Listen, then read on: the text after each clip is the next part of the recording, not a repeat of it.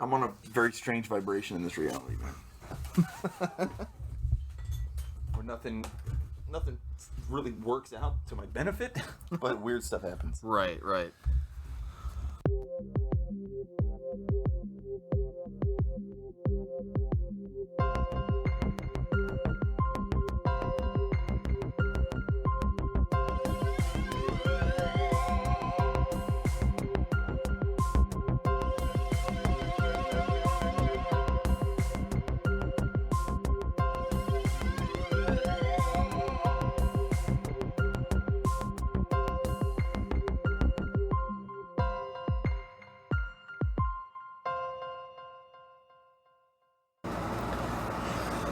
Hello, Internet! Welcome back to the scariest hour, friends of the paranormal, the only show where it is okay to walk out into your field and investigate the lights in the sky. I'm Matt. And Zach, and I'm Zach. I'm Matt and He's Matt and Zach, and I'm Zach. We've been melded. Melded together by attack.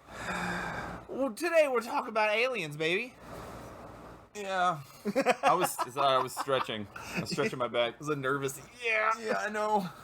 How much are we talking about it? We don't know. There might be somebody rolling up in a van. Yeah. Somebody comes out who's clearly probably not human.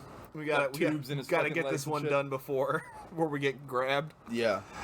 As I said on the last one, though, aliens is a big topic. It's so big. So we compartmentalized it kind of to more alien encounters, alien abductions. Kinda. Very specifically trying to focus on sort of the Americana, like American element, you know, how it kind of affected us in a weird way.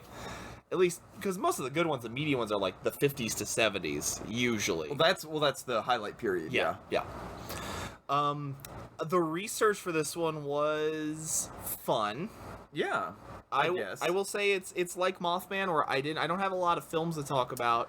Not that they don't exist. There are a lot, but most of them are kind of like, this is garbage. This time, I think I just wasn't in the mood to watch any garbage. Right. So I didn't do a whole lot of movie research, but I did jump back into a rabbit hole I've been on before. Kind of with the, it's definitely harkens back to Mothman. There's a lot of historical stuff we can talk about, which is gonna be good. Ridiculous. Mm-hmm. It really is a frazzling amount of bullshit. Well, but cool, all of it cool. How do you, Zachary, feel about aliens? I feel lots of ways about aliens. Right. Lots and lots of ways. They're fucking out there for real. I go back and forth on lots of paranormal stuff, but aliens is the only probably consistent, no, these motherfuckers are real. Whether or not they're coming here and fucking with bumpkins is a whole nother ball of wax. Yeah, there are definitely aliens in the universe. But somewhere. It would be stupid if there wasn't. Yeah. Which I love it. I think aliens, we made the joke once. I think we've made it twice now. Maybe not, but the idea of if there was an American supernatural Mount Rushmore, it'd probably be Bigfoot, Mothman, a Gray, somebody else. Let's say the Jersey Devil, 100%, yeah, or something like that, right? But they're classic. They're super. I mean, it's melded into that period, the 50s, where most of our nostalgic, air quote, especially lexicon comes from. The certain type of aliens that be abducted that tend to abduct folk. It's all that when you really get into the UFOs on wires. Right. Yeah. Everything's a saucer. Yeah. Everything's a gray fucking with theremin going off. Right. Yeah, dude. Real 50s. I love the 50s sci-fi aesthetic. It's so fucking cool. Mm-hmm. Mm-hmm. Like the rockets and ray guns look is... Oh, dude. We really should bring it back. It deserves a renaissance, right? I absolutely believe so. Those Frank Frazetta's sci-fi paintings, that's what I always go to, where it's the bulky ray guns, everyone's in a jumpsuit, but sometimes there's a dude in a cowboy hat with a star shirt. I love those skin-tight astronaut suits with just a bubble. Yeah, dude, it's so awesome. Right. Or those, he's got these great, alien ladies with the bubbles, but they're they're green and real old school Star Trek kinda. Man, so good. That Flash Gordon, TOS Star Trek. Cool sci-fi, man. Yeah. Love it, love it, love it. It harkens back to a really like nice feeling. It does, right? Stuff, It's yeah. like it's not edgy or like realistic in any way. It's like pop. It's pop sci-fi. yeah. Nobody tried to do like Mass Effect bullshit. They're not trying to explain how the technology works or anything like that. It's better that you don't know. Right. Because they're like, oh shit, it's legitimately aliens. Yeah. How does it work? Doesn't matter. They're here to fuck you up, Yeah. so Who better cares survive. at this point. Yeah. Really doesn't matter. Super cool. Aliens rock, dude. Yeah. The whole 50s thing, but it's baked in. Like that's really, I think, the highlight of so many of these good supernatural stuff, or paranatural stuff, where you get aliens or Bigfoot, G-men. We're gonna talk probably a little bit about Men in Black because they are roped into this. They're folded in. Men in Black are. God, we're gonna be dry on Men in Black by the time we do Men in Black episode. We've been sucked dry. But I like aliens a lot. Yeah. I myself, like many of these topics, I've never had an alien encounter of my own. No. I always was desperate for one as a kid, kind of. Oh, dude. No lie. I think I've seen some shit, but I also spent a lot of my youth intoxicated. So, I mean, not a lot. Sure. But I guess a good amount. I don't know. A lot to some people, probably. But less than a lot of other people I knew. So I guess there's that little gap in there. I mean, sure. It's one of those things. I think aliens were the first thing I was as a kid I would be really into that I got scared of, though, because I was just like, once I started digging into it, I was like, oh, they're horrifying. I don't actually want to be caught by aliens. They sound like they do nothing good for you. Well, once I was really young when I heard that analogy of like how do you explain to an anthill that you have to bowl it over to put a road there? You don't even worry about explaining to the ants. They don't even know what a highway is or what its use is or anything. Right. They cannot understand it. And once like you start putting yourself as a young child in the boots, so to speak, of the ants, it's just like a horrifying proposition where it like ruins you. You can't.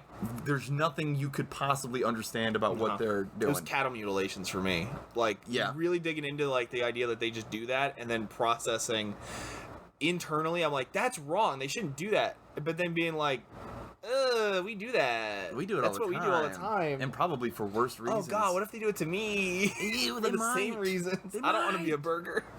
Especially when you. That's an odd juxtaposition where people put our motivations onto aliens just because it's the closest thing we have. It's the only thing we know is what we want out of things. And they're like, shit, we're chopping up cows and chimps to see what's up. Why wouldn't they be doing that same thing to us? Yeah. But also, like, maybe the aliens don't really give a shit that hard about how we work, or they'd have a better way to find out instead of chopping them up. There's a lot of that. I can't remember. I've seen that in a years ago. There was some doc where a guy said that, where he's like, the silliness of it is that we think aliens not only developed hyperspace travel, but they come here to do rudimentary surgery. Yeah. And he said that he's like, sometimes I think that aliens do it out of a weird enjoyment. Sure. And it's like, that's scarier. That's bad. Even. Because they bad. come here because they're just like, no, they're all stupid. It's Who like, cares? yeah. Well, because, like, it's like smashing a frog with a rock when you're a kid. Exactly. It's safe maliciousness. But that's a little... It's like projecting, though. Sure. Yeah. Where you're like, okay, well this is what we would do, so it's probably what they're doing, and it's not like that doesn't have any purchase, that argument, because like maybe organisms behave a certain way across the board. Sure. We just have no idea because fucking we're not talking to them, or are we? Government, fucking Eisenhower. Anyway. But yeah. It's was I going somewhere else? I forget. It is a whole. We do really project human cruelty onto grays and things in these situations, but we also, it's very fetishy. There are so many, equal number to torture. There is equal number to I was kidnapped and then they gave me a hot lady to fuck. It was awesome. It's so weird. It was awesome for a bit, but then scary again. Yeah, or like it's clear that the lady they gave you is like off a bit, and you don't know if it was a person. I mean, look, depending on I'd throw down. Sure. Why not? What else am I gonna do? Yeah, for real. You know? I mean, yeah, your eyes are a little big, but whatever. Yeah. I wasn't going to bring him up because he's not, it wasn't in America, but there was a guy who, he said that they threw him in a room with a weird blue lady, and they just filled the room with a gas that made them all hard. See, lady, and they kicked him out. I think I would, if it was a blue lady, depending on her body proportions, if she's, I don't want to fuck a squid monster or nothing like that. Nothing against squid monsters. But I might. Depending. Yeah, I'm just saying. I'm open to a squid. I've never met the squid monster I wanted to I've never been in the situation to make the choice. I'm not going to say yes or no right away.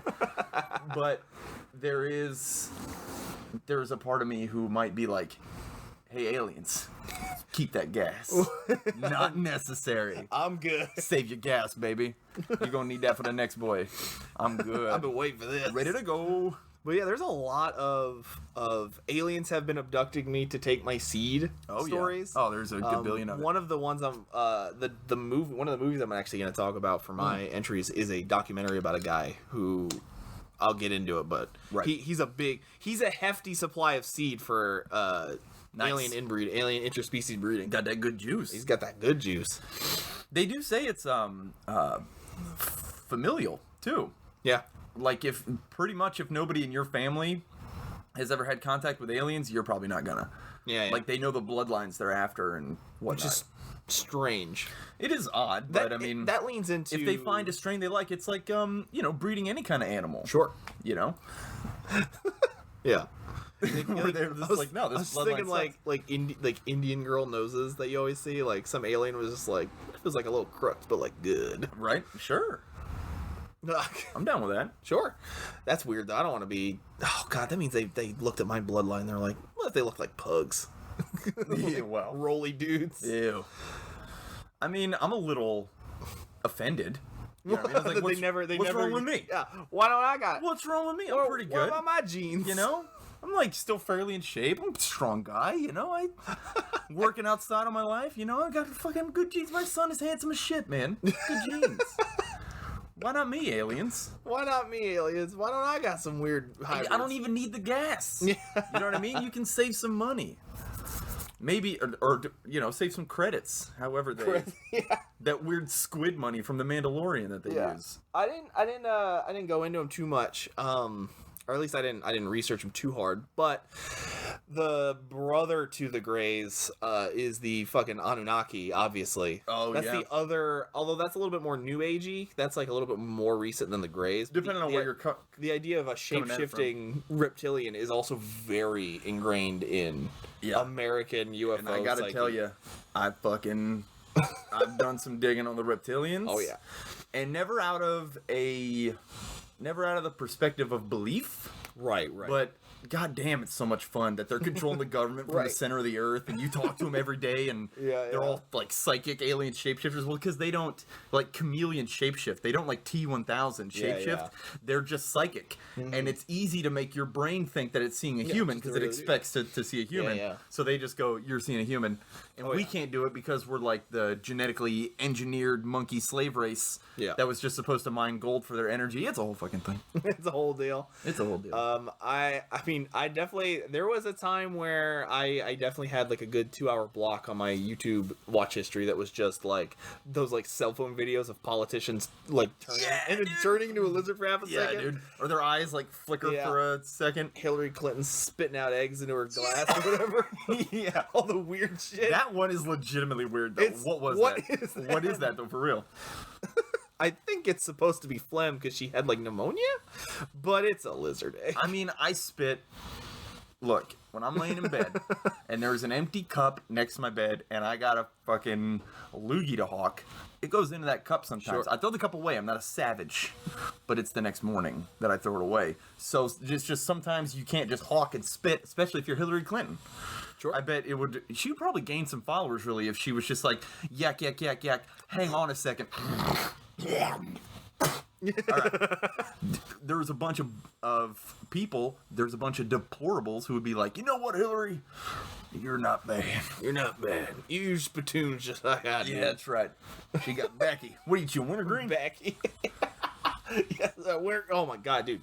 Working at the gas station, wintergreen sold so much. It's the only thing anybody dips is wintergreen. It's ridiculous. And we'd get all these fancy flavors like weird berries and stuff. Yeah. Never sell. Nobody ever wanted it. See, I like regular. Right. And I don't dip that often, but I think I'm just, I don't know, the older I get, the more I want things that taste like dirt. You know what I mean? Like beef, like robust red wines and just like whiskey straight, red cigarettes.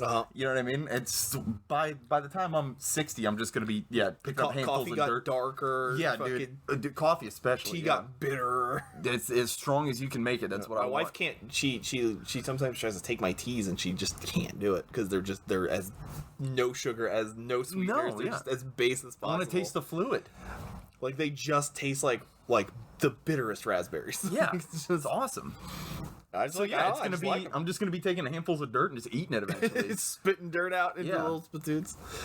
Reptilians are really rad. I like them too. They're a vast conspiracy. We will probably do an entire episode on them at one point because they themselves are. I can't think of any vast. movies. We got V. V is like V's. I mean, do we sit through V? It's like a miniseries though. Let's watch V. Yeah, I'm down. We have to set aside a day. But... Yeah, that'll be an event. We'll marathon V and then meet up later and record or something. I don't know. I don't fucking know what we're gonna do. I'd be down to do it. Right. Well, we'll see. We'll see about that because I'd be down too. So I have announced on Twitter already. Or at least will when this is already up. Yeah. We ended up watching Fire in the Sky for our main event movie. Yes. Mainly because, as far as Alien Abductions, I said it was the Jaws of the genre, and I stand by it upon rewatching it. Sure. Can't think of another one. So. Eric messaged me being like, "What about like Signs or Close Encounters of the Third Kind?" Well, I thought of Close Encounters a lot. Close Encounters doesn't really. It's not a horror movie, but it also doesn't feel. There's something off about it that doesn't quite capture how these alien encounters really feel and play out that I feel Fire in the Sky does hit. And same with Signs. They get the notion. Signs is like a invasion. It's like a whole. So that's no, it is not. What are you talking about? I always refute this. Tangent for Signs. They do not invade Earth in Signs. Everybody always saying that the aliens invade a planet that their weakness is on is stupid because what are they trying to do? They don't invade it. There's a whole scene in the bookstore where the kids are talking to a guy who believes in aliens. Yeah. And they get a book, and the kid reads a sentence out of the book specifically saying they send single or small groups of operatives down just to examine a place they might invade, and they steal people. What you're seeing is not an invasion in Signs. You are seeing a scouting mission, across, like an intel gathering. But it's all over the planet, though. Yeah, it's in like 4 countries. In broad daylight? Sure, they're not even trying to. They're just checking it out. I guess. I bet you that alien got wet and was like, nah. I mean, maybe. Yeah, it's still like, yeah, it is stupid that they would invade. That's why they sent scouts first. That's fine. I don't really care enough about Signs. I didn't know that until I rewatched it with Priscilla a couple years ago. I remember liking it. Yeah, no, Signs. I saw it in the movie theater. Signs and was fine. Like, no shit. Pretty cool. It's got one. The ending's weird because they do the same scene twice where the son has asthma and they get over it. Yeah. They do it twice, like back to back, and it's like, well, he's got asthma. Yeah, it's one of those things though where you're like the emotional weight has already expired on it, and then they do it again. It's like the Mandalorian taking his helmet off in the first episode. Yeah. Not the first one, but the first time when he's got the Empire machine. Yeah, He's like, well, now it doesn't feel as great when he takes it off for Baby Yoda when he's saying goodbye. Spoilers for the Mandalorian. Sorry. Whoops. Skip to 2288 to avoid. Time might not even be accurate. It's probably edit this episode. Oh well, I'm literally just throwing random numbers. See, now you just have to make it accurate in your edit. Dang it! Yeah, I gave you homework. Gave you homework, you piece of shit. I'm just gonna be throwing out all kinds of shit that you have to be able to skip to now.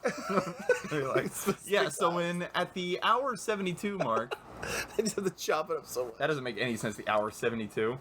Yeah, no, Signs is really good. I think Signs hits those beats of alien abduction more than. It's not even that Close Encounters doesn't. It's you know what it is? Close Encounters suffers from like that Spielbergian tone. For sure. Like it doesn't feel like it. Yeah. when we discuss Fire in the Sky at the end of the episode, you'll see what I mean, because I will go into it. Sure. That scene in Close Encounters when the mom is in the house with her kid and the lights are coming through, that's very legit. That's hardcore. Super tense. Very good. When Richard Dreyfuss is carving that thing at the dinner table, his kids are just crying and because they don't know what's happening to their father. It's a good movie. I saw that too, and I was like, would I be that upset if Dad was mashed potatoes? Yeah, dude. If he's like acting crazy and you're not sure why, and it's your dad. I had a really weird connection with my family. Sure. I had a lot of distance issues with my parents. But I'm a child. I'm a child of divorce, so it's like a different thing. Well, it's also I don't know if I would be crying about it, but it would definitely be what you doing, Dad? Maybe my dad, because my dad doesn't pull that shit. Yeah. So it would be like something is clearly wrong. He might be murdering us with a shovel later. We gotta get out of the house. We need to leave. But yeah, I didn't. Like I said, I watched a documentary. You watched a movie. I watched a movie. So let's singular movie. Dive into cinema. Punches. You can't see, but we're air punching. Maybe you can see. Oh shit. Where are you? I mean, there's at least one guy that works for the government that probably looks through my webcam a lot to see what I'm doing. Really? You gotta put a Band-Aid over that. I put a Band-Aid over it. Nah, I like to see him. I like him see me. Okay. You know. You get nasty at him? Yeah, oh yeah. Oh yeah. Dude, I'll warn him. I'm one of the nasties. He knows what he's getting into. He comes back because he likes it, not because he has to. He's got a tab open at work, and when his boss comes by, he switches over to a normal person. His actual government files that he's supposed to be doing. He clicks back. It's just Matt scrolling through fucking Reddit. Just no shirt. Yeah. Just cheese whiz all over it. Just fucking wiping chips up my bare chest. He's like, yeah, man. He's like, God damn it, man. You're living the life. Ooh, yeah. I want your life. Oh my god, we need to make a movie about a government agent who's obsessed with watching a disgusting slovenly human being. Yeah, just because he wishes he could do that. Yeah. That's what he wants to be. It's like weird. That's awesome. Fuck. So yeah, let's dive on into cinema. Who wants to go first? I'll go first. How many movies do you have? I watched a documentary. Just that one? Just that one. We both have one. Just fine. That one. Let me bring it up. This is actually a documentary you can watch on the Netflix. The singular Netflix. Yes, it is Extraordinary. The Stan Romanek story. Extraordinary. It was weird. It rhymed, and it threw me off. Extraordinary. I thought I said story twice. Oh. But yes, Extraordinary. The Stan Romanek story is about, as the doc explains, maybe the most abducted man in history. He has been abducted nonstop. I think clear over 70 plus times, something like that. Jesus. Yeah, I was looking. Leave him alone. I was reviewing stuff, and it was like at a certain point he had hit 70 plus, and I was like, Jesus Christ. Fucking ape. So Stan Romanek is a guy who, he is constantly being abducted. He for breeding experiments, obviously. He gets laid non-stop by aliens. Nice, dude. He's always fucking aliens. He is always going. The documentary is actually really fascinating in its structure. Because I want to say for 20 minutes solid, it just hits you with dates and details. It'll just say... Hey. Details. It'll details. No, not like that. Like details. Come on. No. Reenactments? No, reenactments. It's not that fun. It's more like it'll be black text, and it'll just say July 17th, yada yada year. Stan Romanek was going down this road, and his car was found the next day, but nobody saw him for another 17 hours. He's been abducted, yeah. But it'll just abducted by aliens. It does this for 20 minutes. That's awesome. It'll be like Stan walked out of a barbecue. He went outside to do something. I'll take a piss, and then nobody saw him again. And he came. He went outside to vomit because he ate too much barbecue. But then it'll be like he was then found the next day, at his house. Jesus. He it does that for a while, 20 minutes. And I remember me and Priscilla were just really roped into just layering, he was abducted here, he was abducted here. Just the sheer amount of it, yeah. Yeah, he was constantly, and he couldn't remember most of it. And it wasn't until a little later that he said that the aliens started letting him remember things. Oh, that's 'cause nice he of had, him. He had built up like a familiarity with them, I guess. You build a rapport. And then he was like, they Dude, he told me after the 20th time, Sure. if you're not like making some kind of friends, right, what are you doing? what are you doing? But yeah, he's like, eventually he's like, oh yeah, they're breeding experiments. They're abducting people from all over the country, Okay. to make half human, half alien hybrids, Fucking hybrids. so that they can eventually maybe come here to settle. Like, right. within a generation, they can be here and stuff, and that's fascinating on its own. Well, there's a bunch of the hybrid Tons. thing Oh, yeah. goes like deep, and there's That's a bunch of different old motivations school. for it too. Right.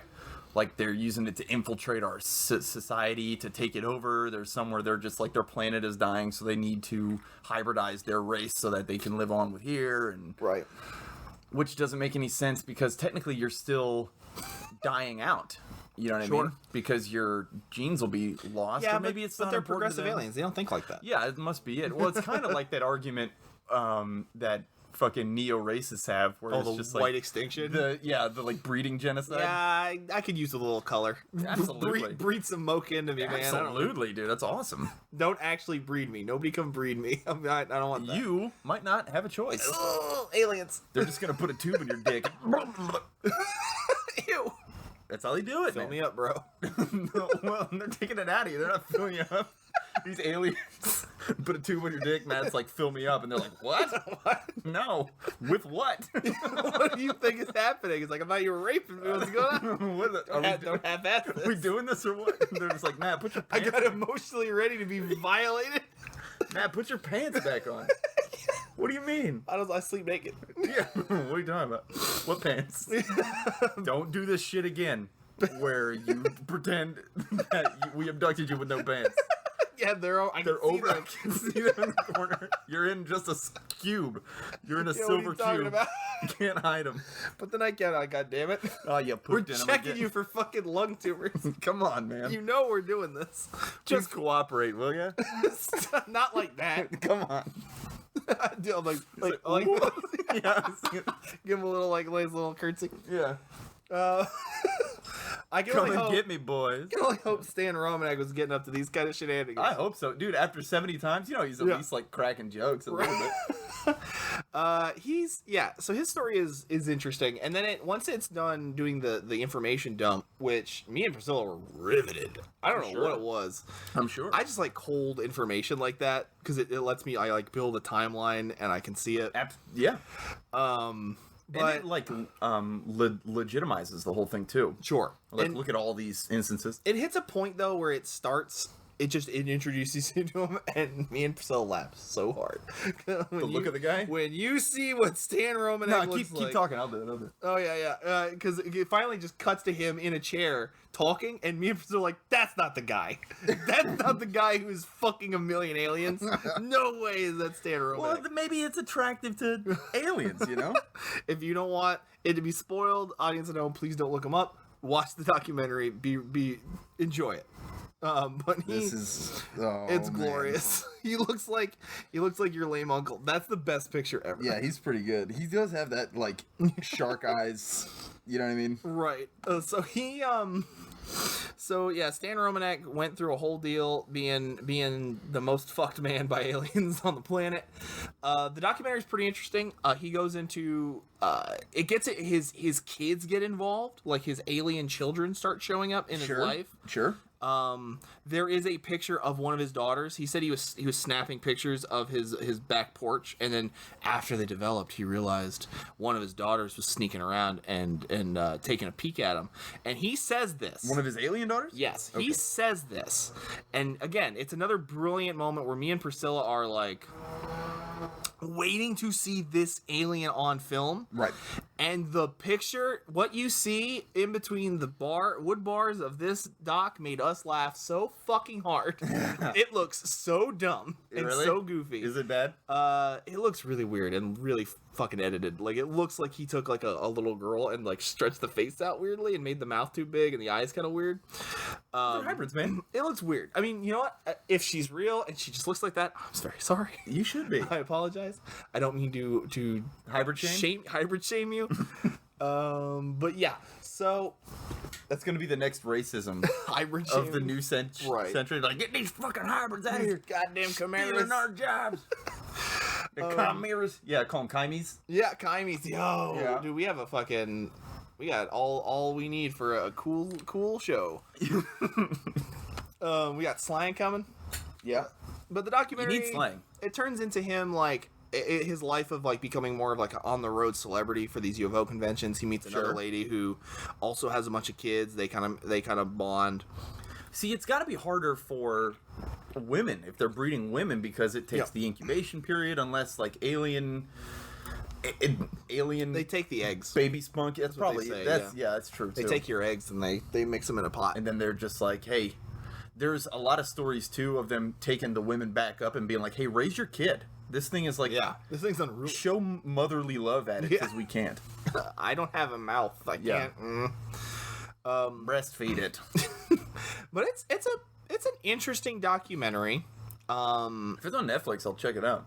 I know about this guy. Is this the dude where he found a blonde hair in his dick and it was like painfully hard? It's not for, like, that guy. Oh, No. okay. No.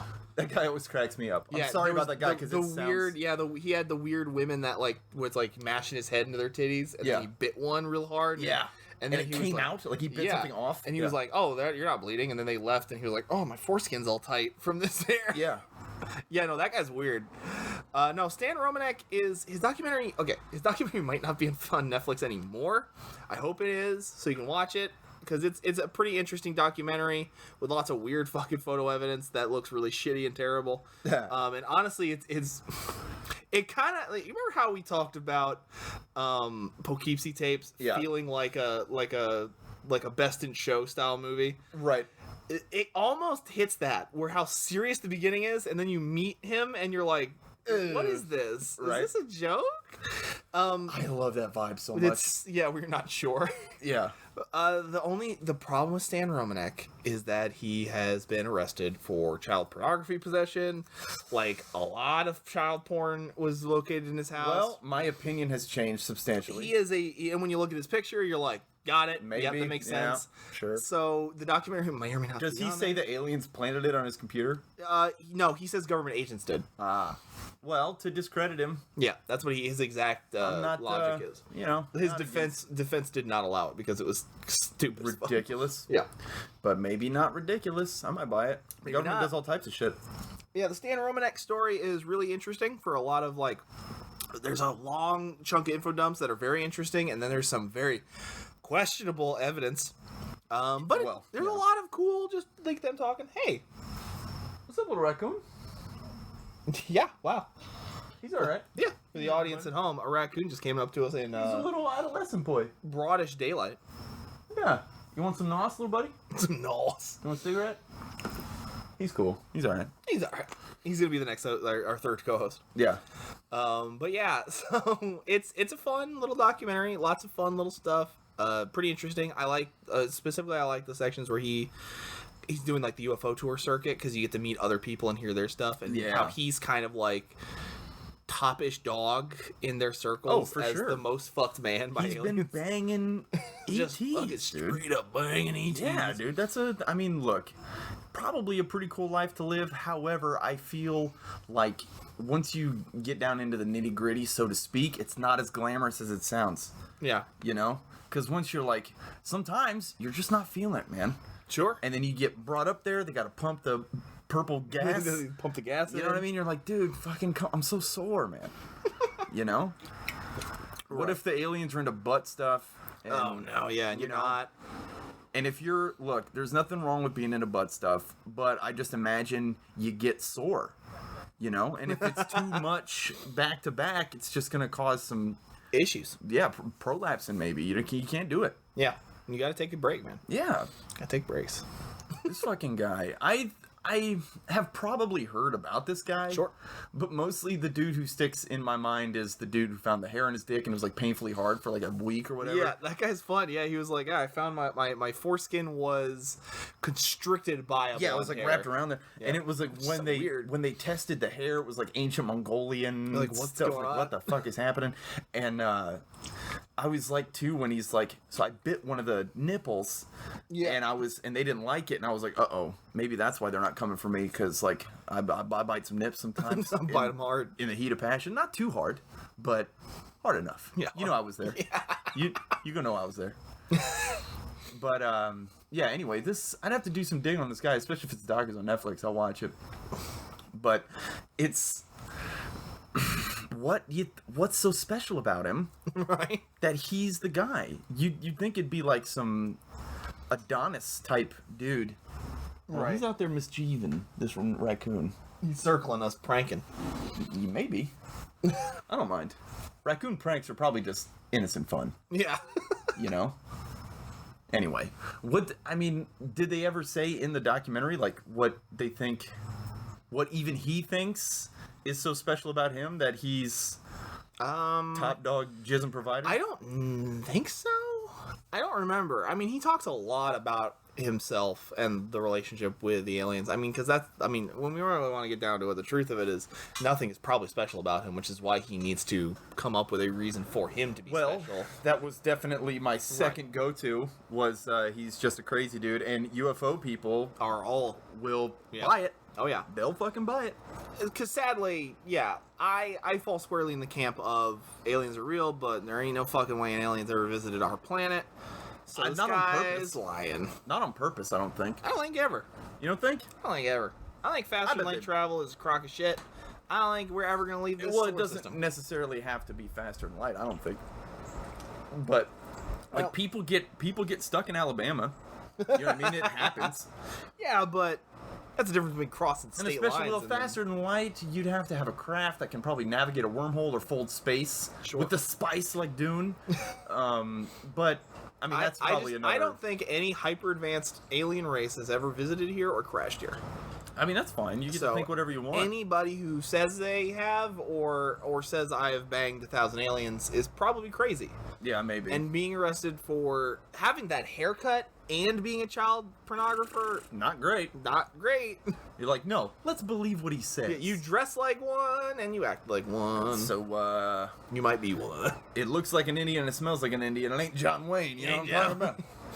That's a horrible thing to say, but it's old. It's an old saying, yeah. Yeah, check it out. Extraordinary, the Stan Romanek story. I think I will. Interesting. Most UFO docs are...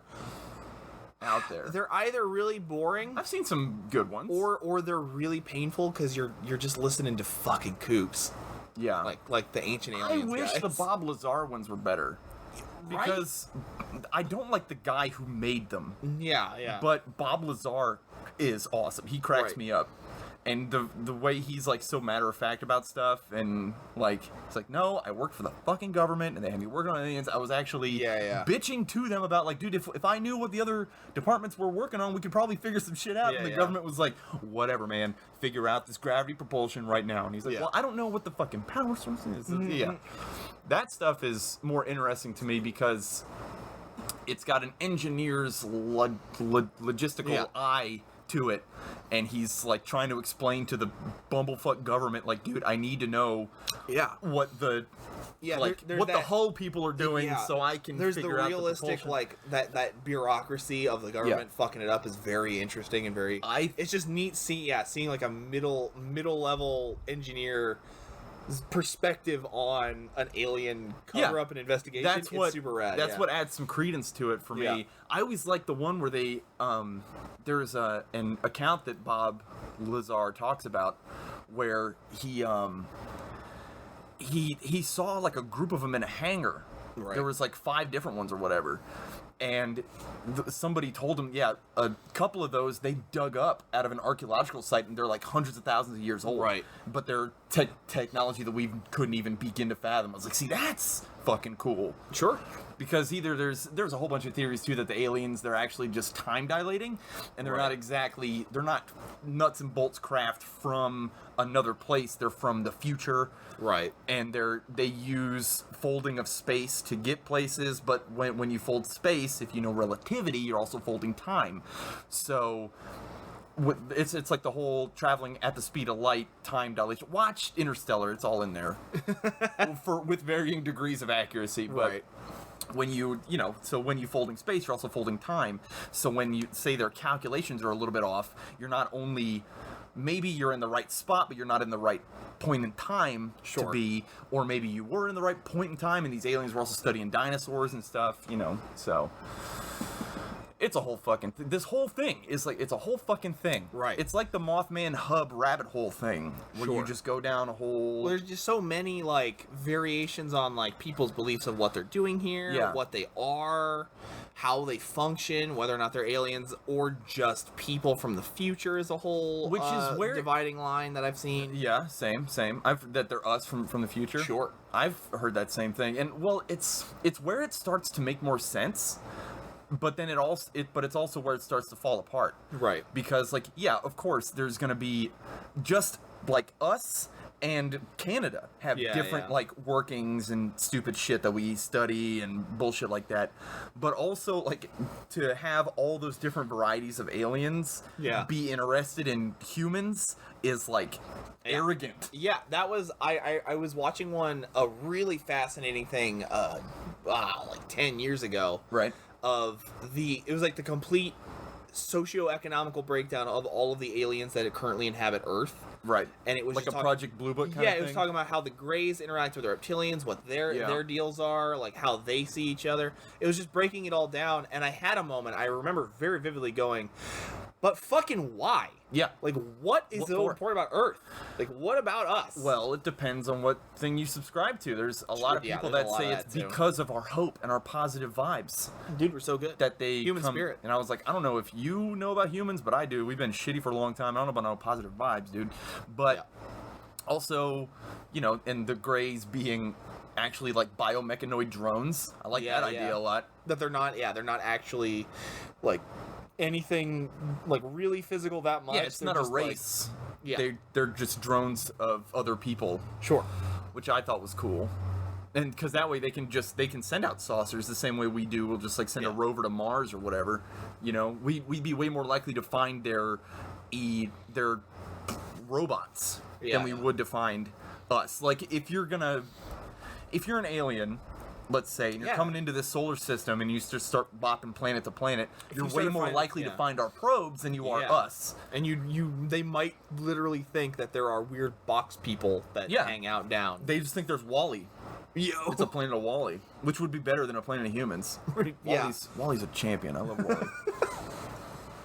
But there's such a fucking... There's so many big boxes of horse shit that you got to dig through to find a kernel of something. That's like, oh, you know what? That's cool. That actually makes sense. Sure. And because people, regular humans, are involved with this at all, a bunch of it is horse shit. And people just trying to be like, hey, look at me. I'm special. It's a bunch of self-important nonsense. Mm-hmm. But that also discounts the people who maybe have actually been picked up by something. Right. It's like I don't remember where I heard it, but somewhere out there's a male enhancement pill that actually works. Oh yeah, and you'll never find it. And you just never know about it. Dude, the government found out they did it and they flooded the market with fakes. Yeah, that must be it. Fucking big government don't want you to have a big gov. I know, dude. Fucking diabolical dick shrinking motherfuckers. It's a Black Dynamite joke. Oh man, yeah, no, alien. You know what's weird though? Aliens are always like, it's always interesting, even if it's horseshit. Absolutely. I'm always like, no, let's see how this plays out though. I want to know everything you're telling me. I am the same exact way. Even if by the end I'm like, probably not, Red. Yeah, probably not. You're full of shit, lady. But it's the fact that it's the fact that it is aliens, so it's already outside of our perspective and what we may or may not know. So you can't discount anything they're saying. No. It's kind of like when movies use magic. When it's just like, shut up, it's magic. Yeah. It's the same thing. Shut up, it's aliens. Yeah. You don't understand it because your tiny human brain can't comprehend it, and there are millions of years of tech and ahead of us, and you don't know why they're having to... I hope that wasn't our buddy. Yeah, there's a raccoon fight over there. I hope that wasn't Homeboy. But it's it's there are millions of years of tech, ahead of us. So maybe it's like, hey, you don't know why they're carving up cows. Yeah. You know what I mean? Maybe they need something in cows. You don't fucking know. Maybe it's like 12 monkeys. Yeah. They're just like, we need to something in cows went wrong in the 20th century. Right. And we need to cut them all We need open. to see what's figure up. Out. Yeah. We don't know. Maybe they eat meat too, and they're here on vacation, and they're like, well, let's go on a hunting trip, so to speak, and harvest some meat real quick, carve it up. But they're not gonna just rip it apart. That's why they have all those laser scalpel fucking That'd be so shits. funny to catch a gray hanging out in a hunting cap and an orange vest. Dude, with like the fucking the flaps. But with a laser gun. Yeah, dude, he's got like an actual like an old 50s laser rifle. Or the first Star Trek TOS phaser rifle. Yeah. Those things look so. I'm gonna build one of those things. They look so fucking. And you just see him, you're like, hey, and he's like, lark. Or, you know, that's so cool. But he starts going, lark, lark, lark, but it started to say like, hey, if I follow the river down a couple more miles, that's where the pasture is, And you're right? just like- And you're just like, it's like, oh fuck. I love aliens. I know, me too. It's fun to think about them doing all kinds of stuff. Yeah. It's real fun because their faces are goofy. Yeah, so their faces are dumb. It's. I already love people reacting to things with like zero emote. Yeah. So the aliens just have a great blank slate. What's the name of that? There's like a principle in. I think it comes from theater, where someone just has a blank slate face and you project your own emotions onto it. You know what I'm talking about? Yeah. I don't know what It's it's some called, kind but of I know what it is. effect. Yeah. God, it's right on the tip I of mean, my we tongue. still use it. I mean, that's how you get away with like your Master Chiefs and your Yeah, the Mandalorian. the Mandalorian. Yeah. Oh, he talks a lot. Yeah, he does. Boy's got a well, no, personality it's for not days. about talking. It's Yeah. more about the fucking, just the blank slate face. There's actually a great stage play. I think it's all on YouTube of Oedipus, the tragedy of yeah. Oedipus, and they all use these giant like mascot heads, and that are all the same. And it's a really well done play. Well, it's because like humans. I think this is one of those things when they always talk about like how alien abduction stories are like they believe it because they tell it so compellingly, and I'm like, no, humans are not like if we're good at something, it's being theatrical as fuck. Oh, absolutely. We are great storytellers. We've been doing it since we're fucking apes. Yeah, we've been like grunting in a really tense way around the campfire. We've been creating lore and detailed mythos since we got fire going. Yeah, 100%. So since no, we could be like, wonder what the sun is. that's and our some- talent. 100%. Yeah, some dude with a you cool all know. mask was like, it's this. No, you all know. You remember being a kid and you would just like maybe out loud or bring up to your group of friends like, I wonder why Count Dooku's lightsaber looks different. And some fucking dickhole kid would be like, well, it's actually because of this and this, and pretend that he knows why. And you just are a kid, so you buy it and you're like, oh, I didn't know that. Cool. Yeah. You don't know that people can lie yet. Mm-hmm. And that's just been happening since we were apes. And it's still happening literally right now. I mean, early internet days. How many things like happened where a kid would read it on the internet and tell everybody because he was like, "Well, I saw it." Yeah, obviously it's true. Why would they put? Yeah. Why would they make up a story? Why would you lie? Well, you can't lie if you put it in print. Nobody ever makes things up.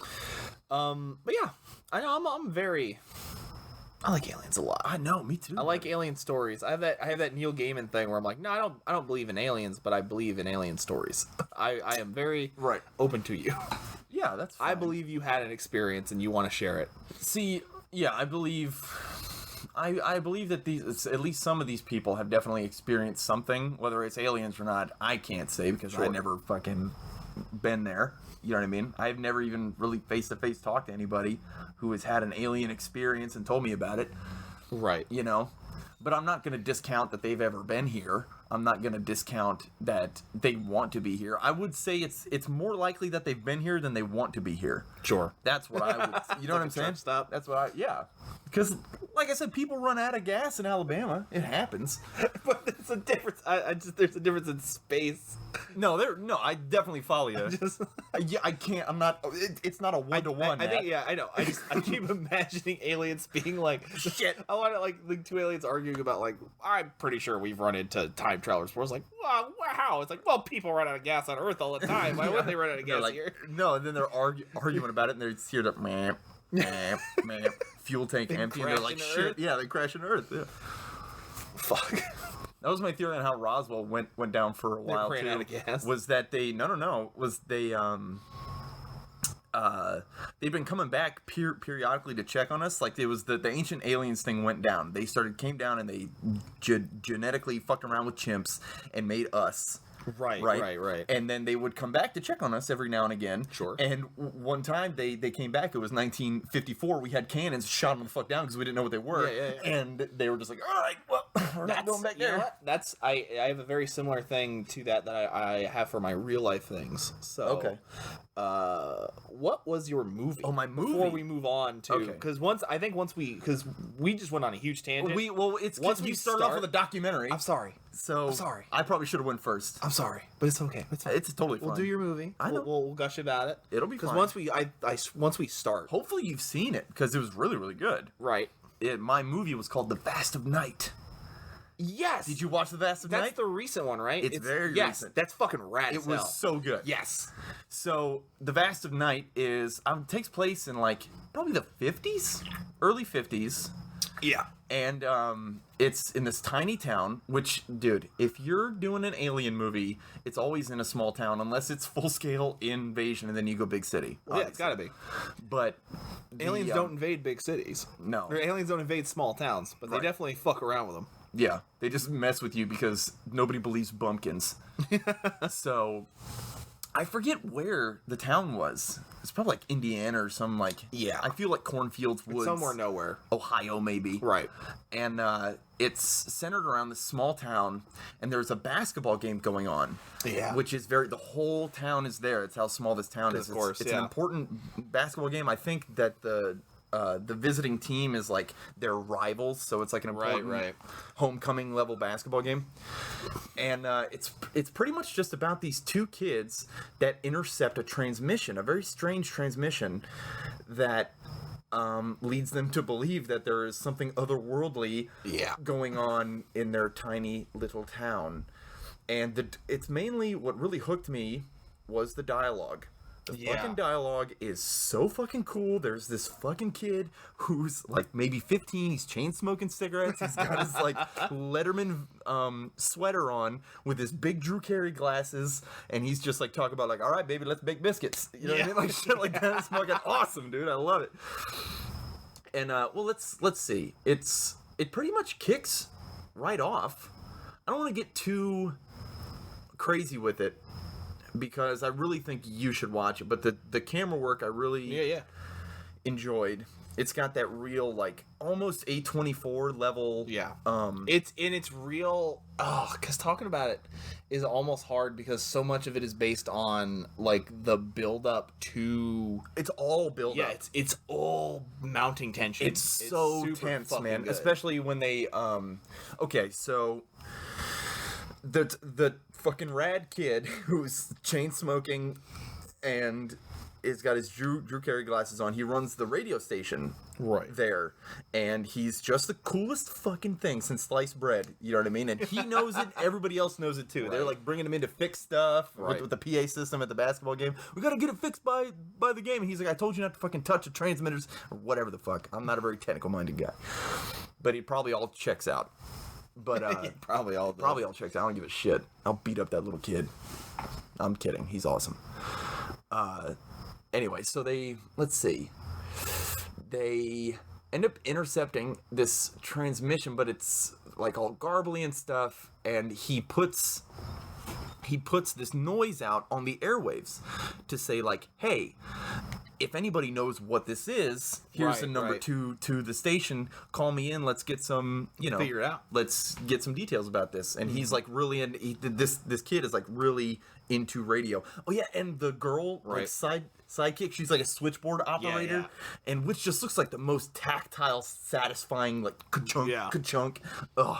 All right, I'll connect you. Got the fucking giant Matrix operator headset. Yeah. It's so cool. Yeah, fucking old technology like that is so fucking cool. So awesome to watch, like, be integral to the plot, like lines of it's people who know how to work it. There's something really cool about watching them. Yeah. There's something really cool about watching them do it. Like, because modern technology is so fucking convenient and intuitive and touchscreen. It's not as impressive to watch. Yeah, tech for Tony dummies. Stark using holograms on his thing is not nearly as fucking cool as like old school safe crackers, like fucking sitting there like switching and levers and cranks. Oh man, tuning things just right. Because that shit's so finicky because it's so fucking it's so primitive. Yeah, it's got to be dialed in just right for it to work, and you just got to know what you're doing. And, it is great. Okay, yeah. So anyway, they put the signal out that I forget how they intercept. I think somebody's radio picks it up because it's on a weird frequency or something. And oh no, I think she picks it up. The girl does because she's doing the switchboard. Yeah. And so she's like, well, hang on, let me dial this in and I'll call you on the radio station and play the thing through the thing and blah, blah, blah. And then they get a call from a guy who apparently worked on it. Yeah. Worked on some stuff. And they were like, yeah, he was clearly like an elderly an elderly black dude who was like, yeah, they were, and this is back in the 50s too, so you know they were fucking doing this type of shit. It was like, yeah, they just got a group of black privates. Yeah. And they sent them to work on this thing to dig it out because they was like, who cares if they die of radiation? Right. And he tells it, that's when the tension really starts to build up, is the guy over the phone is fucking killing it. Oh yeah, he's really good, and he's like, you can tell he's sick because of the radiation poisoning and stuff. And they like asbestos isn't even really a problem. They don't know about that, you know. Right. So. And then they go to the fucking lady's house, and oh man, it's so good. It just mounts and mounts. Well, yeah, because every piece that they give you, is delivered fucking phenomenally. It's so it's killer. The movie is mostly exposition and build up. Yeah, and it just you hang on it because you want to know what's going on. So all that shit, you just gobble it up. Yeah, it's one of those killer things where they don't show you anything that the protagonists don't know about. Yeah, so everything they find out, you're finding out in real time. Yeah. When they're like meeting up with other people, and it's the 50s aesthetic they nail too, where like other people meet up in their town and we're like, hey, did you hear that? And they're like, yeah, do you want to join up and see what's up? And like, absolutely, let's 100%. Go. That's awesome. And then one guy starts freaking out in the car, but he's driving, so it's, oh man. Yeah. This is a fucking great movie. It was really, really good. Fucking good, yeah. And then the ending is just so fucking good. Oh, dude. And we can't talk about it. Do not talk about it. I will fucking bounce your head off this table if you try to tell these good people how it ends without them watching. It's fucking rad as hell. The whole movie's so rad as hell. Good. It like was beautifully done. Sad, but like of course that's how it happened. And fucking the girl like carrying her sister and stuff. Man, so fucking cool. It was really good. I wonder if it feels like an A24 movie where it's just like almost every part of it is killer. Right. You know, these people really know what they're doing. They have a vision enough and they're proficient in their craft enough to make this fucking like experience, you know? They're bringing film back, man. I'm a big fan of A24. And I think it's kind of like I don't know what you call it. I don't want to sound pretentious because A24 kind of feels a little full of itself sometimes. Yeah. But it's a great style to mimic because their movies are just fucking great. GED Cinema. GED Cinema. It's literally an Amazon original. Yeah. Or at least they distributed it. Yeah. No, I think they made it. Or at least they bankrolled it. Oh, wow. What's up? It's a first-time directing job, too. Good for that guy. Yeah, Andrew Patterson. Yeah, you remember it's right on. Seeing that is like watching the Witch. Yeah, and be like, that's his first movie. Are you fucking crazy? Oh yeah, that's awesome, dude. It's people like that have just had movies playing in their head their entire lives. Oh yeah, and they've finally just been like waiting for a chance to make it. Yeah, and just paying attention to the gear and everything. I'm always really impressed with good camera work. I like when there's a shot in The Vast of Night where they're crossing the road. Right. And it's just like they're crossing the road diagonally. Yeah. But the camera's going straight across the road. So they're like, the camera's following them, but they're still getting further and further away. When it's panning this way. It's like, man, that's a fucking really interesting shot. Yeah. There's one that's a little like, it goes through the entire town. There's a shot of that Which is cool because it kind of is like, okay, look how tiny this town is. You can cover it with a camera in like a minute. A dolly shot can theoretically do this. Which I'm sure there's cuts in there somewhere, but they do the Hitchcock cuts or whatever. Which is the second time they got. We were talking about that with something else. Yeah. You know, it was Hoffa, I think. Oh, of course it was. But yeah, because DeVito and his Hitchcock. DeVito and his Hitchcock, he loves him.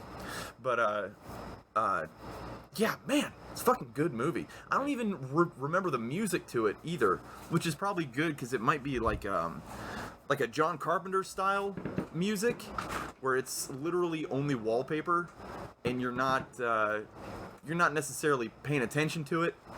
You're just drinking it in with the rest of the scene. But usually I try to pay attention to at least some of the music. Yeah, well, I don't remember it at all. It's the kind of soundtrack that like you almost have to like actively go, oh yeah, there's like music playing. Yeah, it's only enhancing. It melts so good. Yeah. Man, that's a good movie. Yeah. And I wanted to watch it again before I came here, but I didn't have time. Right. And because not only is I haven't seen it since like what was that 2019 that came out? I watched it like 2-ish years ago. I want to say it was like late 2019. Yeah, but I'm not sure. Right. And I watched it late. Like I watched it a while after it came out because I was like, oh yeah, I had heard this was pretty good, and I watched it. I was like, it's fucking great. Right. I love this. The 50s sci-fi stuff, especially sci-fi like that, where it's like, it's modern sci-fi in a 50s setting. Mm-hmm. So they know how to do the fucking tension, and they don't fucking, I don't know if I want to say anything, but that's fine. It's one of those movies though where it's the discussion is more of a gushing recommendation. It honestly is because I can't. Yeah.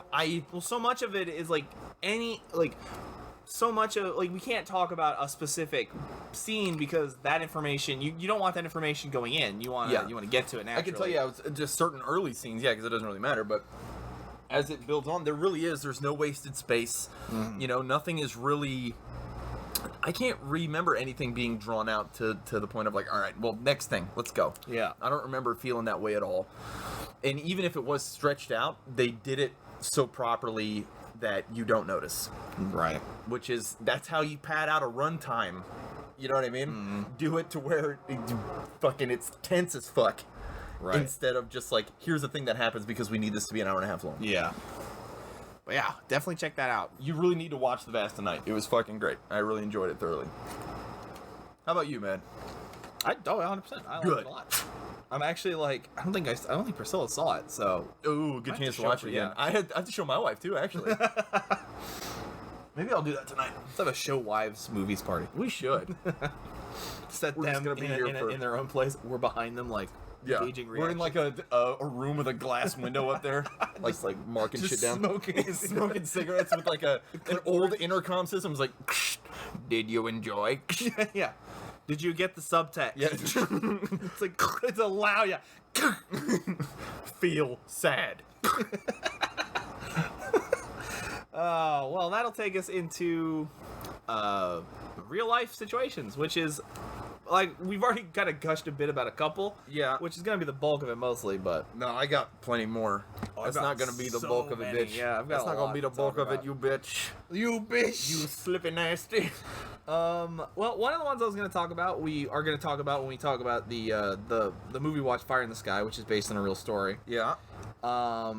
Zachary, are you familiar with the Battle of Los Angeles? Yeah, with Aaron Eckhart and I knew you were going to do it. I knew you were going to do it. It's really impossible not to. No, that is Battle Los Angeles. You know what? I'm sorry. The Battle of Los Angeles is an event that happened during World War II.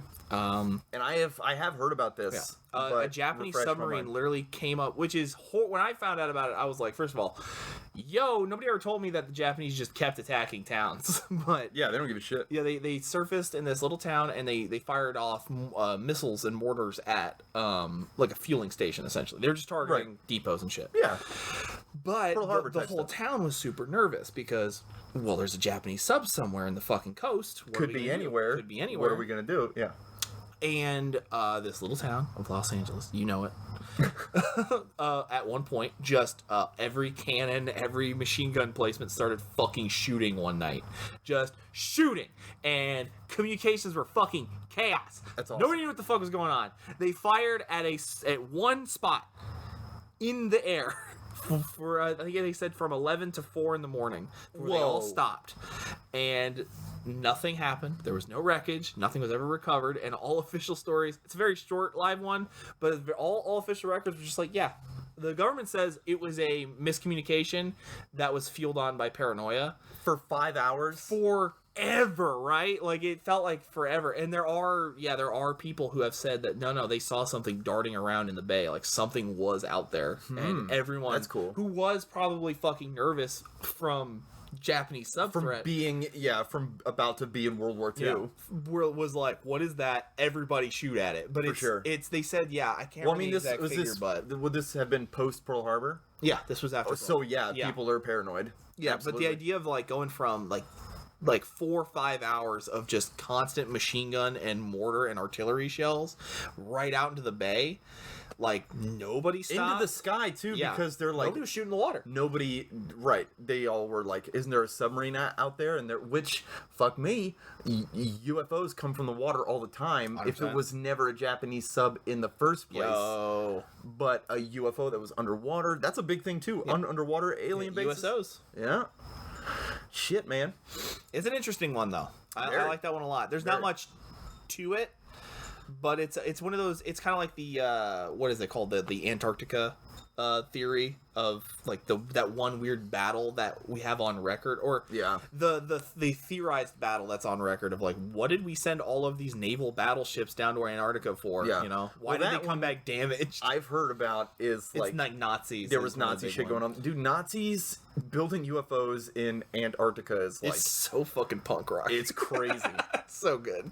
It's a great one, because they're working with fucking reptilian Hollow Earth shit. 100%. And the Nazis. They've got T-Rexes. The fucking the reptilians are back in the Fourth Reich, and because why wouldn't they? Why not?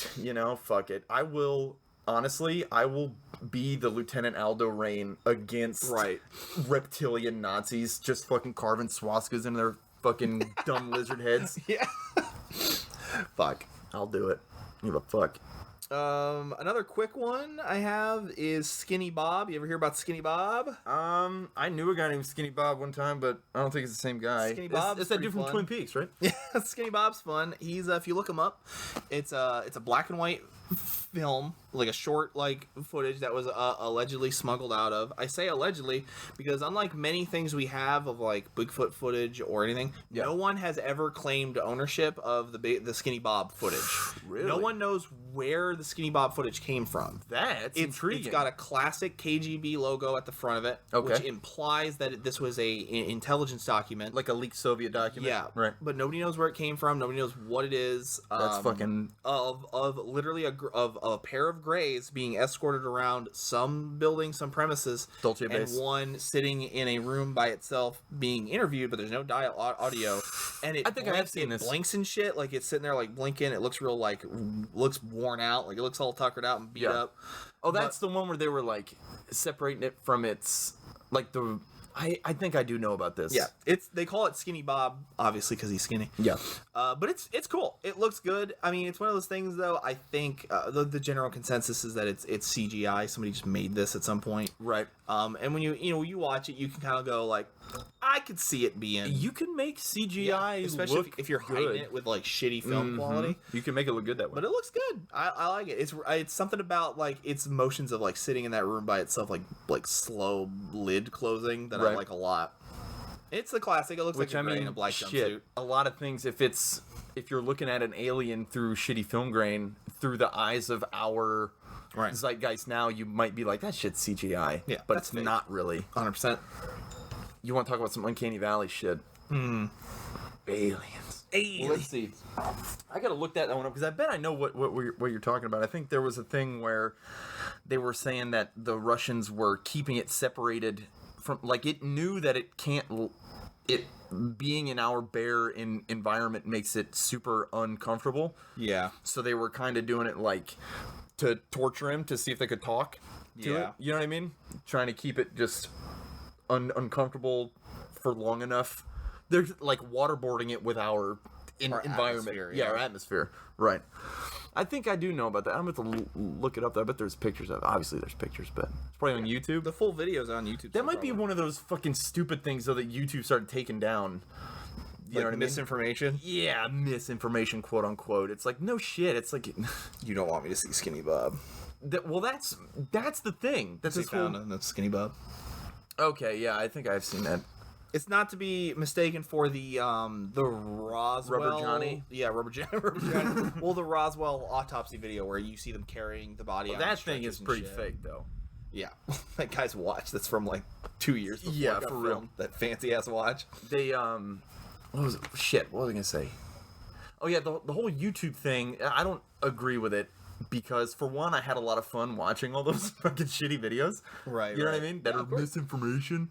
But also, if you take it down off of YouTube, it, like, fuels the fire of, like, see? They don't want us to see this! YouTube's been bought! And blah, blah, blah, blah, 100%. Yeah, the Alex Joneses get yeah, their fuel. especially when it was, like, it was right after the fucking net neutrality thing went down, and, like, come on. It's mostly...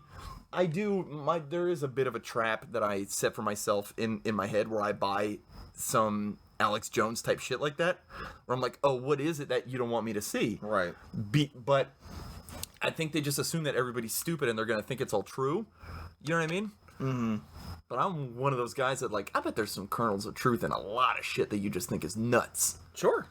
You know? I always, there's, speaking of Alex Jones, Jones, 99% of that guy is, it's fucking wild nonsense. But there's Craziness. this one bit where they went camping, and he has this, I mean, he's blaming Zionistic conservacy theories on why we're not out in nature. Is he shirtless and drunk? Yeah. Well, awesome. they're out there doing like a wilderness thing, and he starts saying like, that they don't want you out here, but because they don't want you to realize that we're meant to be out here in nature, and it's like simple.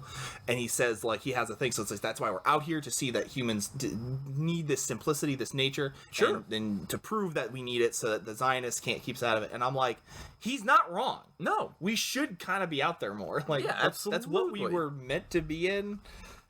We always look at like lions and go, oh man, look what we did to that lion by putting it in captivity. But we are like the self-captive fucking species. Yeah. Which is, I mean, there's that.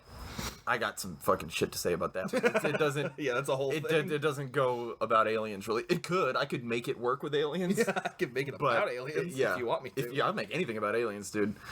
But there was one I always liked that Alex Jones used to say where he would, they take certain people that their brains operate on a certain frequency. Sure. Because our brains are supposedly just metaphysical antennas that are picking up certain frequencies and blah, blah, blah, blah. But there's certain people who have brainwaves that if they dose them with like crazy government acid, they can commune with fucking interdimensional space gods. Yeah. Oh, yeah. And he's like, they're doing this out there. And eventually your brain works up such a tolerance that they have to fucking up the dosage of the space communal drug. Oh, yeah. And then when your brain can't take it anymore, they bring the next guy in, but they don't lower the dosage. That guy just gets fried immediately. And I was like, that's fucking so cool. They're communing with like dark space gods, and it's one of those things that's probably too awesome to be real.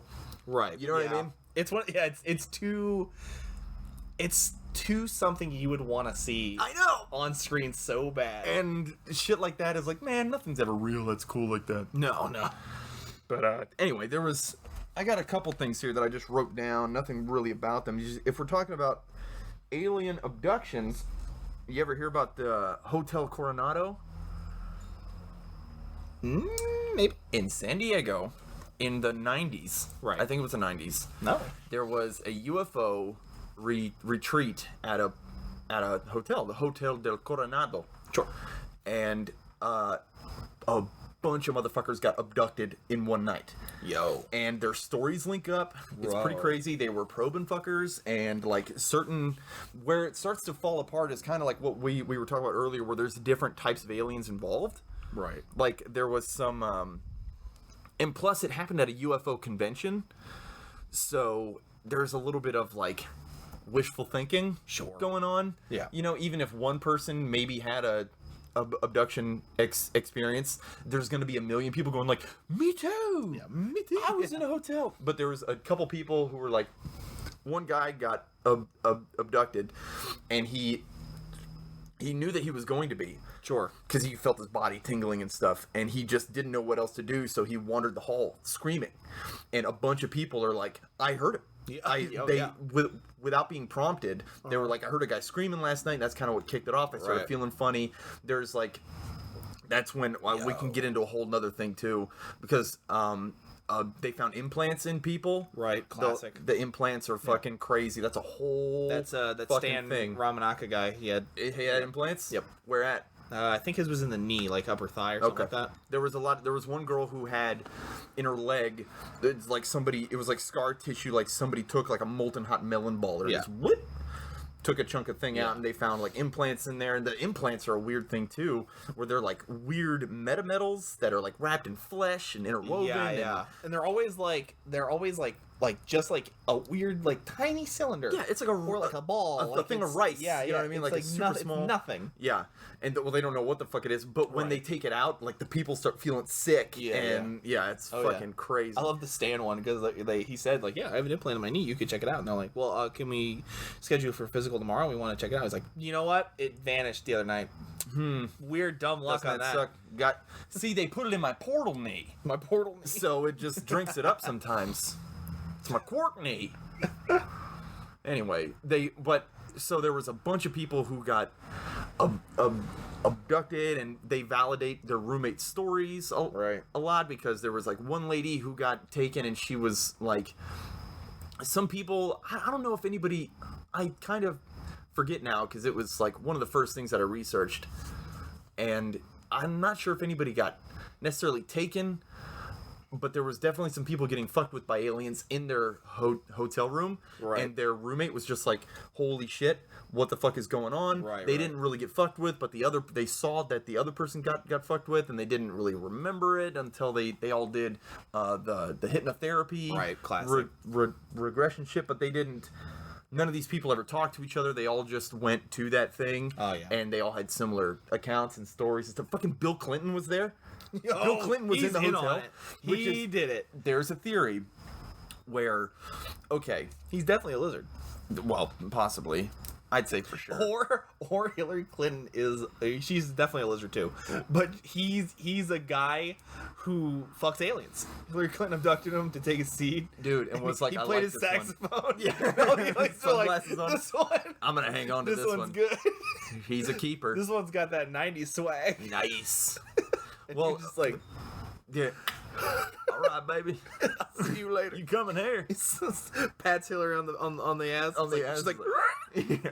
Looking good, baby. That people's skin is not really realistic, but I like it. Whatever. I like it fake. There's okay.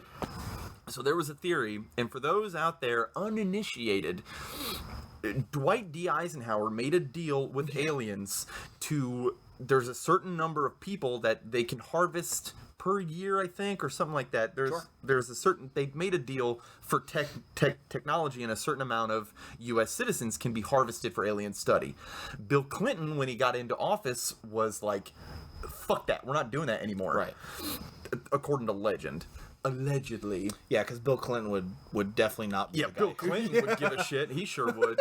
But, so he's like, that's fucking shitty, canceling this fucking deal. So there's this theory that the aliens waited until Bill Clinton was at a hotel with a UFO conference going on, and just snipe people from under his nose, going like, we're gonna do it anyway, motherfucker. Yeah. Get on board or have it done to you. Why didn't they just take him? Yeah, to fucking punk him. They did. Maybe they did. They couldn't. He had diplomatic immunity because the reptilians were inside with him. Diplomatic immunity. See, this now it gets and way then Hillary more interesting. shoots him. It's like, it's just been revoked. Lethal Weapon 2. It just gets more interesting when we re-tie in all the alien politics. Yeah. It goes all the way to the top, man. The well runs deep with lies and deceit. I just want, True Detective with aliens, with like aliens as the thing, and not like cosmic shit or cults. It could be. It could be a nice flavor to the. You background. can't say aliens without cosmic shit. That's crazy. You know what I mean? But yeah, the Lovecraft. There's a different flavor. There sure is. I agree with that. It's a different type of aliens. Yeah. Fuck though. That'd be fun. It would be good. I just want Bill. I just want. I want a movie about. You know, like how they did Bubba Hotep or Bubba Hotep. I sure do know that. I want a movie about Bill Clinton being involved in alien politics because his wife's a fucking alien. Yeah. He just gets thrown into like. He's in wacky adventures. He just gets thrown into stuff, and he's like, "Oh man, how am I gonna kiss my way out? who I gotta grope to get out of this spaceship?" See, he acts like people think Kirk did, because people always think Kirk was like fucking everybody all the He time. wasn't really. No, like 2 times. Yeah. Was it only 2? I can't remember the exact number. It's very low. Sometimes I try to get through TOS and I can't do it all the way. I've yet to see all the episodes. Sure. I gotta be in a mood. Yeah. I actually was just watching some last night. Yeah. And it was the one where the salt monster, the salt vampire. Yeah. And there's That's the second one. It's something like that. Yeah. I was jumping around. Yeah. And there's a part where they're ambushing the doctor. His name is Dr. Crater, which is awesome because Crater's my cat's name. Mm-hmm. So it's always fun to be like, to hear Spock yell like Crater. It's fun because my cat's name. There's a part where Shatner's running for cover and he's like trying to serpentine, but he's only moving the top half of his body. Yeah. You know what I mean? That's and the important part. Yeah, and he crawls with his butt like way in the air. He's crawling through cover. It's fucking like, Shatner, what are you doing, dog? He's doing it with such a serious face. Oh yeah. He never great. breaks. Oh man. Anyway, yeah, you should check it out. The Hotel del Coronado Abductions. There's some podcasts about it. I was trying to listen to some Coast to Coast AM stuff, right, about all of this, but Coast to Coast AM, just like all the fucking streaming wars, they have their like Coast to Coast Premium now. So all the free YouTube stuff is 45 minutes of literally nothing. It's fucking George Knapp or George Norrie. Pick a George. It's fucking King George II or whatever. Yeah. The madness of King George is just fucking like just talking shit to these people, and they're building up, and they're like, okay, when we come back, we'll have the actual details, and then the video ends. Because they want you to get to fucking coasttocoastam.com and get your fucking subscription paid and bullshit like that. That is bullshit. I do have one. If Art Bell knew about this, he'd be fucking livid. He'd be rolling in his fucking space pod. Ridiculous. Art Bell is not dead. He just went home. Just went home. I got one that's really fun. This is the only one I'm discussing that really breaks the in America thing, but it happened at a U.S. military base. So this one, I want to say it's post Russia's invasion of Iran. Okay. We basically like we were 80s, 70s, yeah, 80s? We were invited to a conference, like a party in London, the UK. So gotta go to that. Bunch of brass went, a bunch of soldiers went as well, and occupied a military base during the time. Okay. And then one night they saw a strange light, blipping around the woods. Guy got in a truck with some of his boys. They went off. Basically, they were told not to really waste any resources on checking it out because it was nothing. Yeah. So him and like 4 dudes went, and Rendlesham Forest. Maybe I'm not sure. Keep going. So it's really interesting how it plays out because they start going and they start having radio issues with base. So they park the car and they're like, well, we got to keep going. So one guy stay here at the car. Rendlesham Forest. Yeah. And they proceed forward and they do it again where they start breaking up again. So like, well, you stay here so we can radio so we can keep the contact. So you can radio the guy at the car and then radio the base. And I love them talking about that was like a couple guys going like, I'm not fucking staying here. You out of your mind? Yeah. And then a couple guys were like well, them talking about like they had to pass this farm, and they said like you could see from the tree line all the livestock were freaking the fuck out. Yeah. Like everyone's freaking out. And they saw like a craft, like a big metal object. Well, first, I know the story. It was in Rendlesham Forest, and it was they started seeing these lights. And there's radio contact. There's audio. The lights and the radio contact is later. Because initially they find this like craft and they kind of pat it down. Triangle craft. Yeah, it's got symbols on the side of it. Everything's electrified and shit. Yep. They see that and they kind of mess with it. They at least identify it's one piece of metal. It doesn't look crafted. There's no rivets. It looks like it's crafted out of one piece of metal. There's symbols along the side of it that apparently some guy touched and just went and just had like a Lovecraft vision of like all these symbols and crazy shit. He tried to write it down. Well, when they fucked with it, it like flashed really hard. And they said they like made them uncomfortable, kind of sick. So they bailed and they started telling everybody what happened. They said the craft actually lifted up and shot up and got out of there. Mm-hmm. So that happens, and then which, as a side note, even Conan the Barbarian says in the Scarlet Citadel when he's walking to the dungeon, he lops this thing up, and this wizard was like, "How did you know how to do that?" And Conan says, "I learned long ago not to touch with my flesh that which I don't understand." Which, what are you doing touching it? Right. With your fucking hand. Yeah, you're lucky it didn't just fucking powder you or melt your hand, turn you into the RoboCop fish guy. You know what I mean? There's a lot of outcomes that you're not foreseeing, I think. Yeah, and so it became like the talk of the base. These guys were like all over the place, like talking about it, and their superior, was like really annoyed by it. Sure. And I was listening to somebody doing like all the information about it, and he was at a dinner party for this gala thing when they said we're seeing lights again, and he said, "Damn it, I'm gonna fucking disprove this shit myself." And that's when him and his crew going out there, they start seeing those red lights. The special, like, it's like a team of special forces guys. This is where righteous as the actual radio contact comes in. There's a recording of this. You can listen to the full them describing what they're seeing. Yeah, and it's all, they get lured into like a fucking pack of these possibly lights. A trap. Yeah, it's a light super trap. weird. Yeah, getting drawn in, and then it suddenly recedes really fast, and then they realize they're surrounded by it. That's so fucking weird. I love the radio contact of what sounds like good old boys out there. Like, man, this sure is weird. I love the one where they're sitting there, like, it's a white light, and then so you hear somebody like quiet go, "It's a yellow light." It's like, I saw the yellow tinge too. It's weird. There's a yellow tinge to it. It's so red lights. And just the fact that it's a like guy who didn't believe this was real, and his second are like seeing it, like and trying to convey what they're seeing is like. It rattles to where it's like it's this weird cross between they're documenting it but also being like, does anybody know what the fuck this could be? We don't know what we're seeing. They're just lights. They say I love when they're saying like, we got a little closer, there's a vacuous center, it looks like a pupil, like these are eyes. Well, because they're looking at it through I think they call it a sun scope. Which I think is night vision. From back in the day, maybe. I'm not 100% on it, but it sounds like it behaves like night vision. Where you can kind of see the infrared version of it, and they're like, if I look through it, if I look at it through this scope, there's a pupil in the middle of it that's like almost blinking. It looks like winking. They say a couple winking times. at you. Like and then they find that fucking triangle craft, and there was they don't see a craft on theirs. They start describing one of them starts just shooting a beam down. The beam, and they check out. But they're like, all right, we gotta get the fuck out of here. The rest of that night, lights were appearing around the base, and this is interesting. They say that one light hovered and did a focused beam on the base, and they very specifically in the record say an undisclosed location, which is to me that's a ear perker of like where their weapons were at. Why don't you want to tell me what that place was, who was in that room?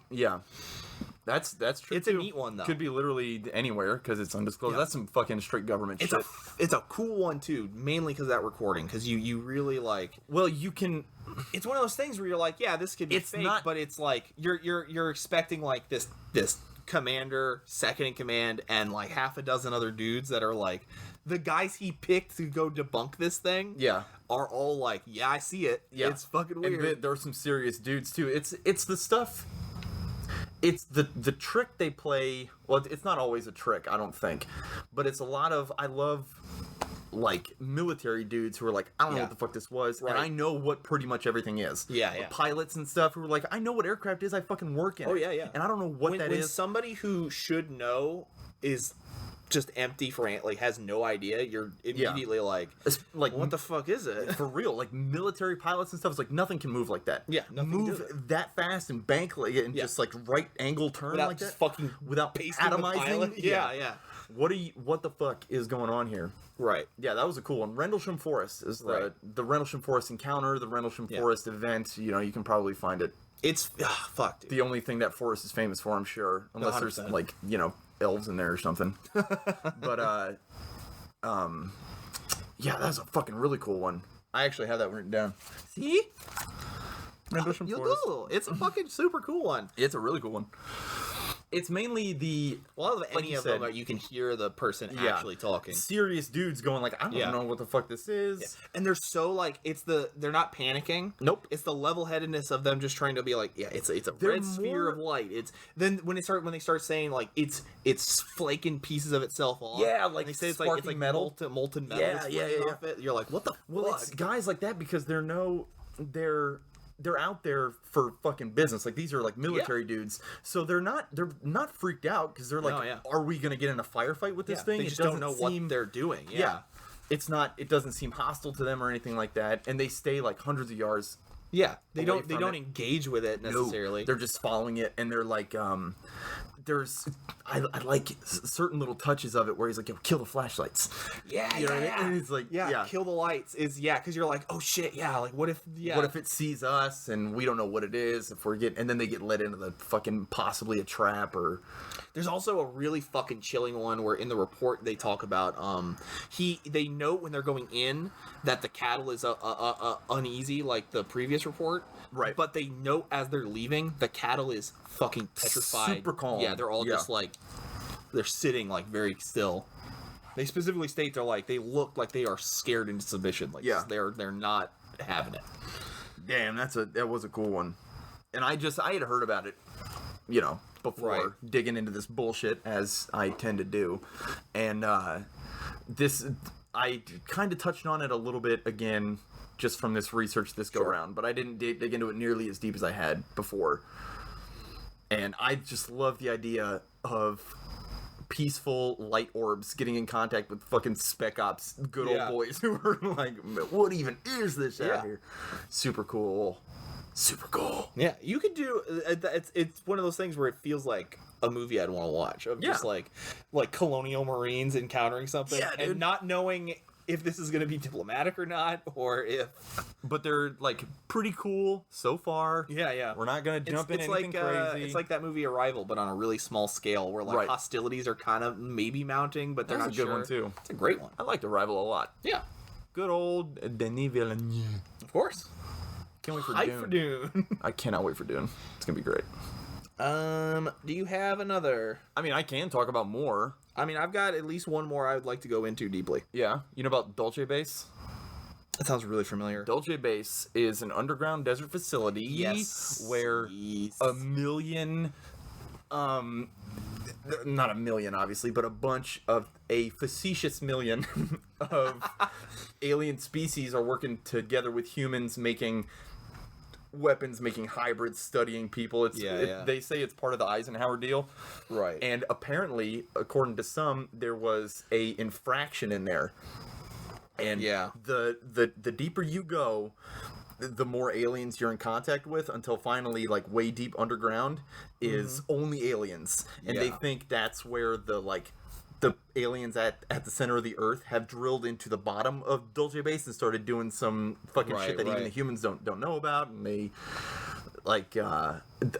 apparently there was a revolution in there, and it was like the war for the Dulce Base, and there's giant firefights in there with like alien weapons and like regular spec ops dudes going in there and fucking shit up.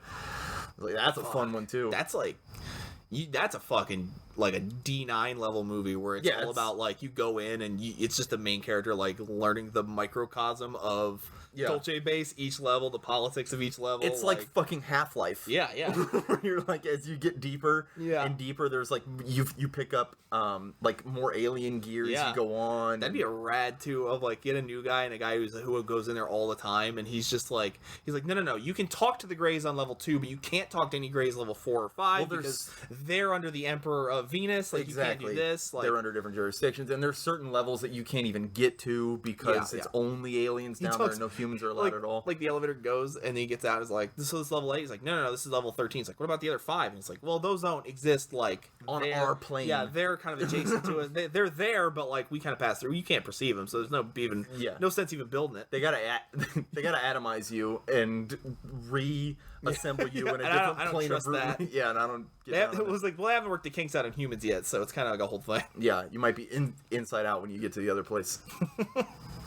No, Dolce Base is cool. I remember That's a fun one, yeah. I didn't go back to it, but I remember that. Yeah, that's one of those like big super rad ones. That's not this. No, that's a different one where the one guy said he got shot by a reptilian with a laser gun. It melted his hand. Yeah. It's a different one, but I remember that guy because at the end of the talk he holds his hand up and you're like, yo, his fingers are melted. Shit. Aliens did that. Hope he didn't just put it into a smelter on accident. Yeah, hope he's not just some idiot. Because he could be. It's very likely. He's just fucking with a plasma torch and like doesn't exactly know what he's doing. Right. It happens. Industrial accidents happen all the time. That Dolce Base is a really, really cool one because apparently now, depending on what source you listen to, right, it's fully controlled by aliens. We got pushed out of it. Oh, jeez. Because we didn't win the firefight. And now there's just an alien underground base that is, they're planning God knows what or doing whatever down there. Right. Making, weapons and hybrids and shit like that. It's cool. Dig into it. Yeah, that's a rabbit hole, too, of its own. DULCE base. Dolce Base. I will do an honorable mention before I talk about my last one. Okay. Because he looks so stupid. The Flatwoods Monster is one of my favorites. Got it on my list. He's great. He's awesome. He's only really cited like at least in like real stories. That's twice. some 50 shit too. Yeah, it was like a couple saw him like in the woods. He had big orange eyes and he's like 20 feet tall. His description is madness. Yeah, he's so awesome. He's massive. They said it has a spade shaped head. Yeah, it's like a teardrop. Big orange eyes and a metal dress and weird twisted hands. It's so cool. And every picture of him looks like the fucking goofiest thing. Yeah, it's awesome. I love. Somebody said they saw him though. This is the other one of note. They said they saw him, but he looked the same, but he didn't have the head. He looked like a wrinkly lizard head. I saw some lizard pictures of him.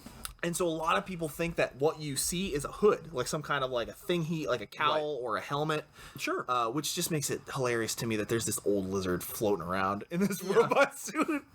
But yeah, the Flatwoods Monsters, he doesn't have a lot of stories. They call I think he's called like Brexy or something. The Braxton. Yeah, it's Braxy, that's it. Yeah, he has like a cute name. Because it's Braxton, I think the county. Yeah. Braxton County. And Flatwoods is like a... But he's like a cute little like... He doesn't have much information to him. Well, there was... He's just funny. He's also blamed by owls. Owls say it's him. Everything's owls. What are owls doing, man? They're fucking plotting against us. They're fucking scaring us for fun. They got into Harry Potter to try and placate you. They get LED lights and like, no, I'm gonna fucking fly at that. Yeah, watch out. I watched a documentary on the Flatwoods Monster, not for this, but for fun. And it's mainly they actually got the two. Yeah. Because there was a group of kids that ran into it in the woods. Yeah. And two of them are either still living or the only ones who want to talk about it or whatever. And it was... Because I had their names written down. Oh, yeah, Ed and Fred. Of course. Ed and Fred May. And their mother, Caroline, was... I don't remember if their mom had an encounter with it too, but she had a famous painting of it, which is where the actual image of it comes from. Right. That's been twisted up in all kinds of different ways for merch, essentially. And it's pretty much just these two old dudes being like, look, I don't care if anybody believes me at this point. And it's one of those things too, I don't think they've ever gone back on their story. Yeah. But at a certain point, it's like, even if it was a lie, this is just what they believe now. Right. So, Flatwoods Monster's cool. I like Flatwoods. It's a fun one. Yeah. I like him a lot. I was watching, one of the things I was listening to, it was a guy who has a friend who believes in shit and a friend who's super skeptical. Sure. And he did a game Mulder where and Scully. He described, to them, what the description was, and he said, I want you to draw it. Yeah. And one of them held it up, and he said, yo, that's exactly what it looks like. And she's like, really? I thought this looked stupid. And he's like, no. And he showed us, like, no, it looks stupid. No, it just does look stupid. And then the other guy misunderstood when he said it had a spade-shaped head. He drew like a shovel, like a weird shovel shape. Right. Like just the fucking... That's cool. But it was funny. I think I know this channel. It's neat. I can't remember what it's called, but because I've seen where they there's a group of artists and they describe Dark Souls bosses to them, and then they draw them. It's not them, freehand, like they've never seen them. Yeah, that's a cool one too. It's like I forget what it's called. It's like Drawfee, I think. They had a really great bit in that one, I remember, where they joked about how the Royal Rat Authority sounds like a cool band or something. Oh, shit, yeah, I think so. Yeah. But my the other one I researched is my favorite. my favorite alien event in America called the Hopkinsville Goblins. They're great. Goblins? They're not aliens or goblins? No, they're 100% aliens. Oh, shit. They are. They're also, for people who care, they're the inspiration for the Pokemon Sableye. Look him up. He looks just like them. What is it? I will find a picture real quick Yeah, you probably should. of a Hopkinsville Goblin. Anything past gold and silver and crystal, I'm like, I don't fucking know what that is. One of them's a lawnmower. Yeah. So, Hopkinsville Goblins takes place around, what are their names? It's the Sutter and Kelly? No. It's two hillbilly families that live near each other. Cool. Are they feuding? I don't know. I don't That'd think be they... awesome. The Sutton and the Langford? That does sound like a good feud. Yeah, Langford and Sutton, I guess. So Langford and Sutton is either a law firm or a hillbilly feud, yeah. But yeah, so they essentially they saw a strange light careen down into the forest. Pretty common. They didn't go check it out. They're all drinking. Pussies. Well, Especially if you're drinking, it's like, yo, let's go. So they're all drinking. This is what a Hopkinsville Goblin looks like. I've seen that picture before. Yeah. And then just, I guess for reference, that's what Sableye looks like. It's the same. Direct inspiration. Only diamonds. Eventually they drink. They don't really go check it out because they don't give a shit. They don't think about it. It's not like it hits and it's like impact. It's not like a traditional alien movie setup where you're like, yo, the meteor is Let's 20 go feet see away. what, Yeah. They see it go in. They're like, oh, that was cool, and then they just proceed to drink moonshine, and then they're bedding down, and they start seeing a glow outside, and they see one of these things peer into the window. Like, they're big. Too. They say they're like 4 feet tall. They have weird round feet, and they just float around. They said very specifically they float, but they only move the top half of their body. They like shimmy back and forth. It's really fucking weird. See, some stuff like that, I wonder if it's them trying to, if that's actually how they have to locomote. Sure, maybe. You know? Or if they're just like, we have to kind of blend in. And they, you know what I mean? yeah. And so this is great because they are terrorized by these things. Really? One of the oldest son, Walt, marches out. I believe it's the oldest son of the Suttons, marches out to see it. Like, what the fuck is that? Yeah. And his mother freaks out because he once swipes at him with a claw. Oh, like, shit. reaches down to grab him. They say swipe.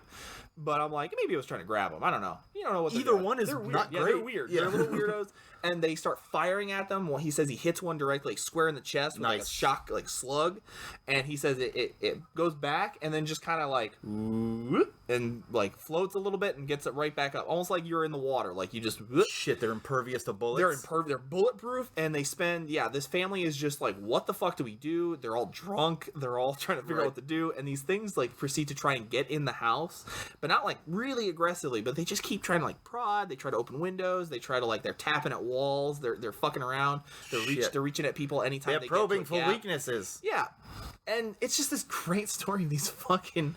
They eventually like. In a panic, they all sprint to a car, like a truck, and they get the fuck out of there. They go to town, they tell the sheriff.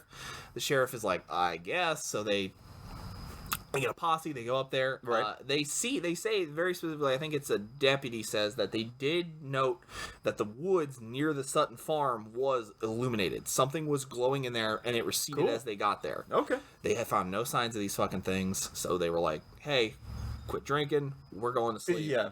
Watch what you put in your corn liquor. Yeah, so everybody goes home. They start bedding down. They start falling asleep, and it's the I can't remember her name, but it's the matriarch. It's like the mom essentially of the family is walking around. She's going to get ready for bed, and she says she sees a glow at her door, and she's at her window, and she's like looking at it, and then she sees one pop up, and she's like, oh shit! So they're back. She calmly starts waking everybody up. Her son comes in, fucking fires into this thing's head. Of course, doesn't do anything. Damn. And then they said they never saw one again, but the rest of the night they could hear them moving about the house, like scritching and scratching and stuff.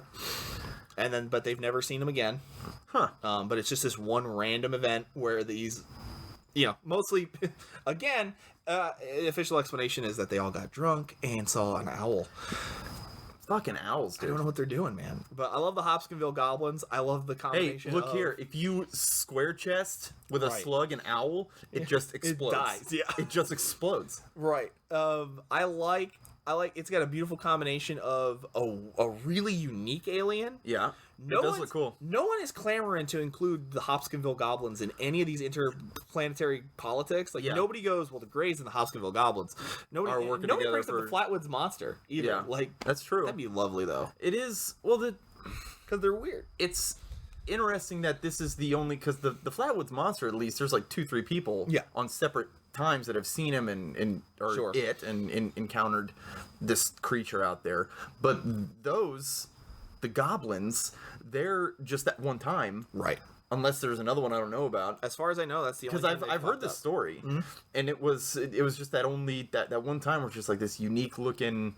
Yeah, it's not like Greys where you see them all the fucking time. They have it's the not big like weird ears, and they weird fucking faces with big old blank eyes. There's a really good, if I can find it, there's a really good fucking picture of them, like an artist rendition of it, like a realistic rendering. There's a lot of really rad pictures of them, like that one they did where they're all white and they're all hunched out, and that's pretty cool. There's a lot of cool ones. Or this one I love a lot, where it's the fucking how like they said they're bright as fuck, like they glow. Yeah, they're bioluminescent. They're cool looking. I always think it's almost maybe it's like Critters, where like a ship landed and we're like, did you leave the door open? All the goblins ran out. All the fucking goblins ran. And the actual alien, like Greys, were just like, oh, fuck, they're in that farm. Oh no, what are we gonna do? They kept trying to like wrangle them. Yeah.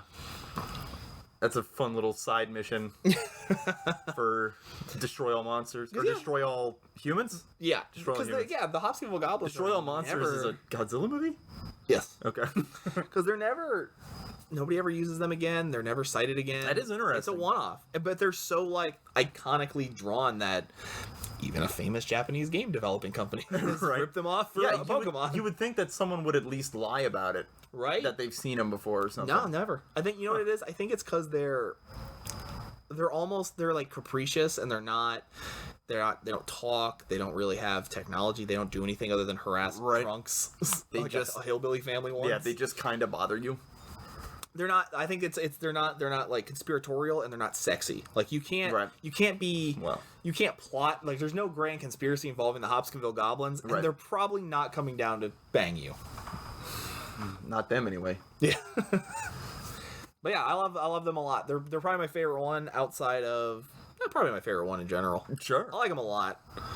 They're a cool little critter. They're just unique. They're a unique one in a sea of, I got a thing stuck in my body by a scary gray alien. In all kinds of places in my body. Yep. It's like you have a lineup of like, what was your alien encounter? Well, I got a picture of a senator who is a lizard. Right. What about you? Well, I was surgically altered by aliens. They put metal on me. I seen a saucer. Yeah, what about you? Oh, I have half-breed children. And you get to this one, and he's just like, me and my kin were fucking assaulted by them goblins. They came up, we were shooting at them. I don't fucking like aliens. They fucking weird. I think they were scared of our pure American beef. It's just the idea of like, there's all these like grand scale things, and then there's just this little, wind knocked my can over. Oh, and then there's just this little pocket where you get like little goblins and a big doofy fucking lizard in a dress. Yeah, that float around woods and just harass people. Sometimes aliens can be really fun. It's the best.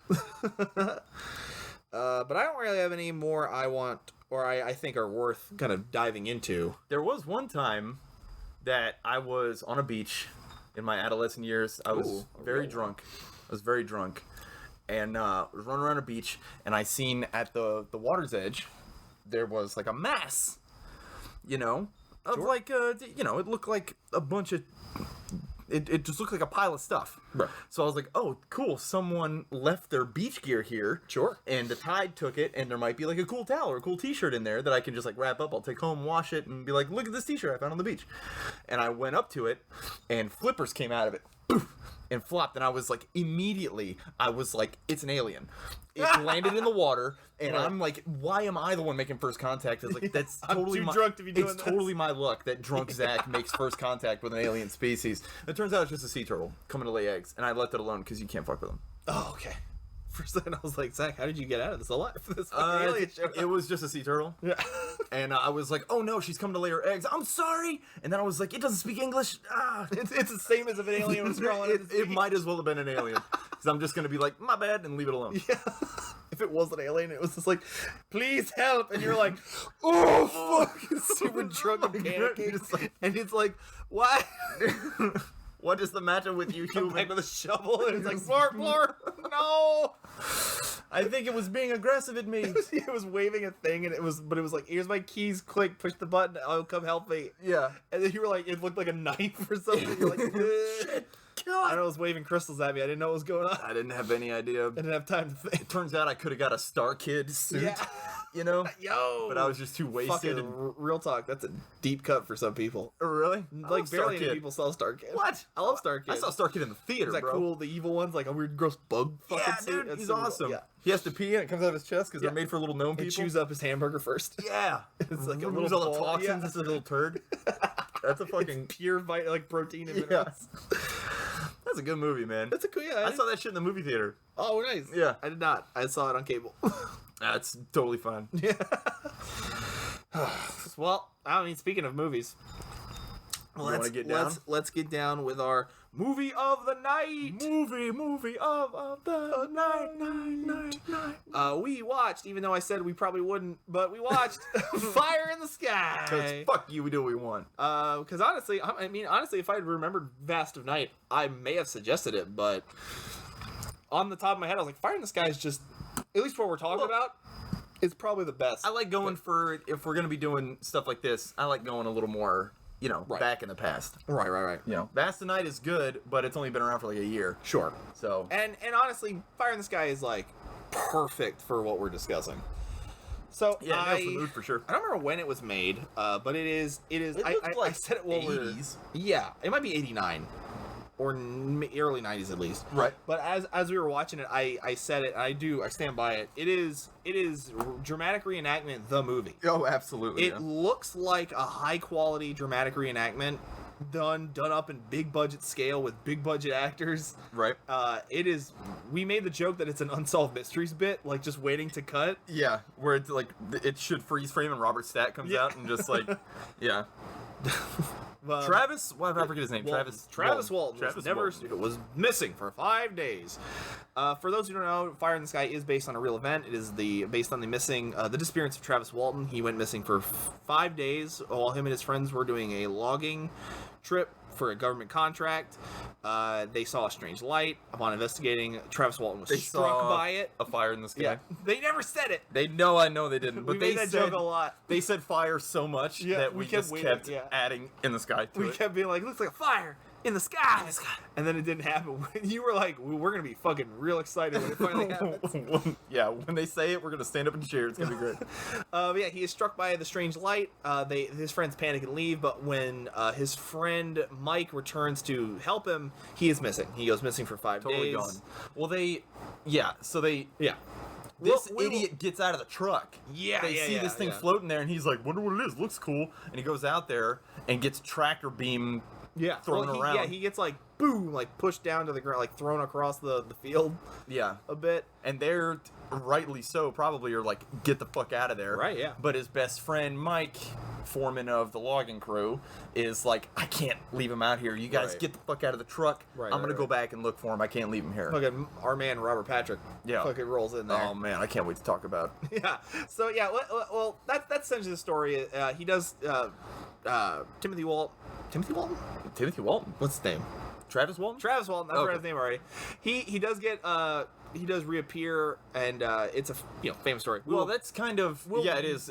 This is all true. It's a mix up because you know what I mean. But as it's a movie, based off a true story. It opens with them like tearing ass into that diner. Yeah, and they're all fucking shook up and they're kind of like they're cutting off traffic and like hitting trees and shit because they're fishtailing, trying to drive this old Dodge through a fucking wilderness. And like they call the sheriff, and they also call this guy from Montana, dude, this like super badass detective. You know the actor too. Yeah, he's been around. His voice is so fucking good. He's a good part of this movie. This cast is perfect. I think it's pretty good. Weird. The quality of this film is very strange to me. It's because odd. It feels like made for TV. the movie. Yeah. Like, it feels like a bigger, better version of that thing you've seen a million times. Yeah.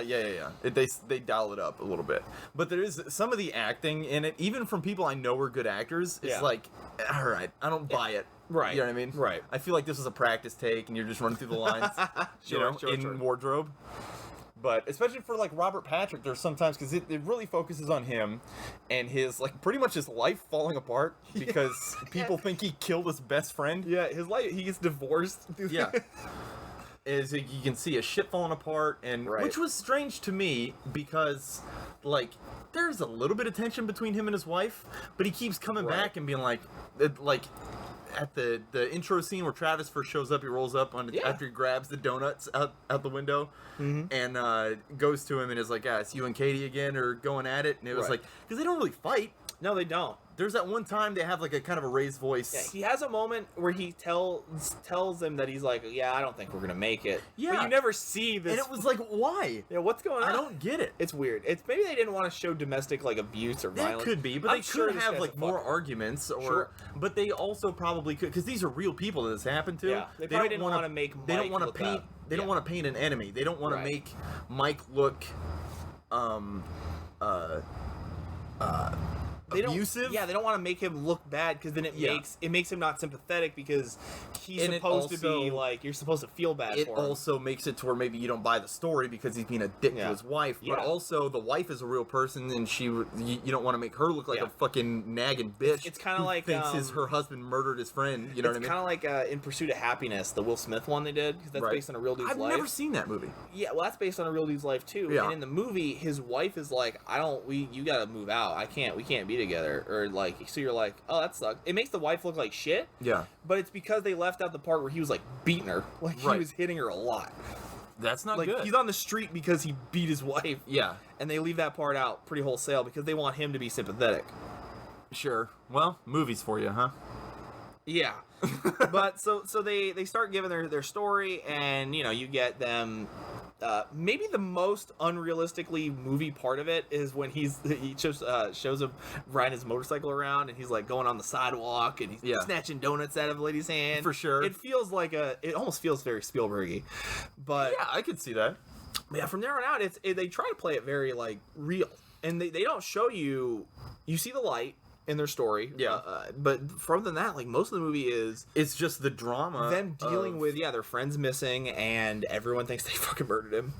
And they're like, the cops are trying to get him to take lie detector tests. They're kind of doing stuff that's a little bit fishy. Sure.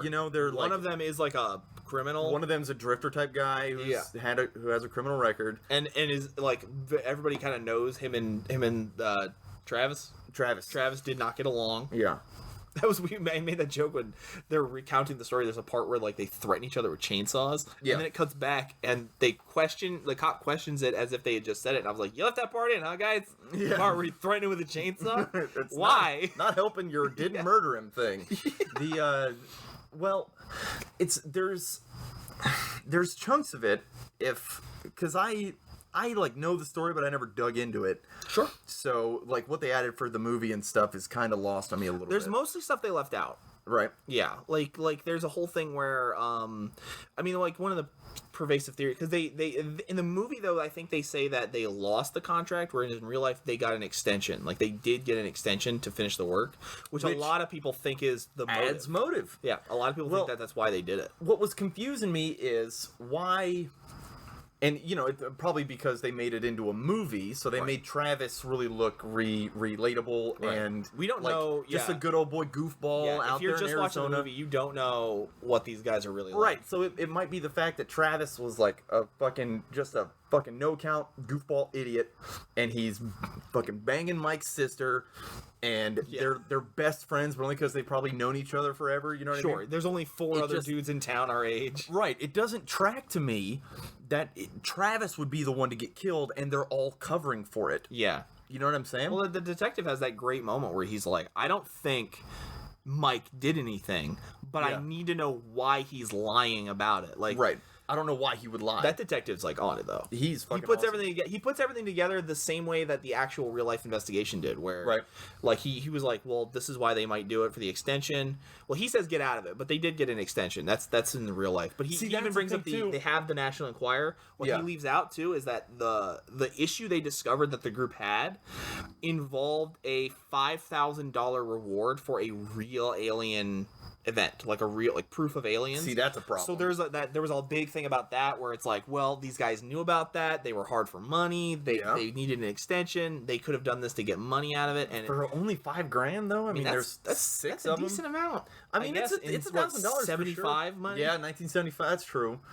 Yeah, I mean, $1,000 per. Well, no, it'd be less than that. Right. Because it's $5,000. There's 6 of them, so that's whatever. Do the math. I'm not good at it. Sure.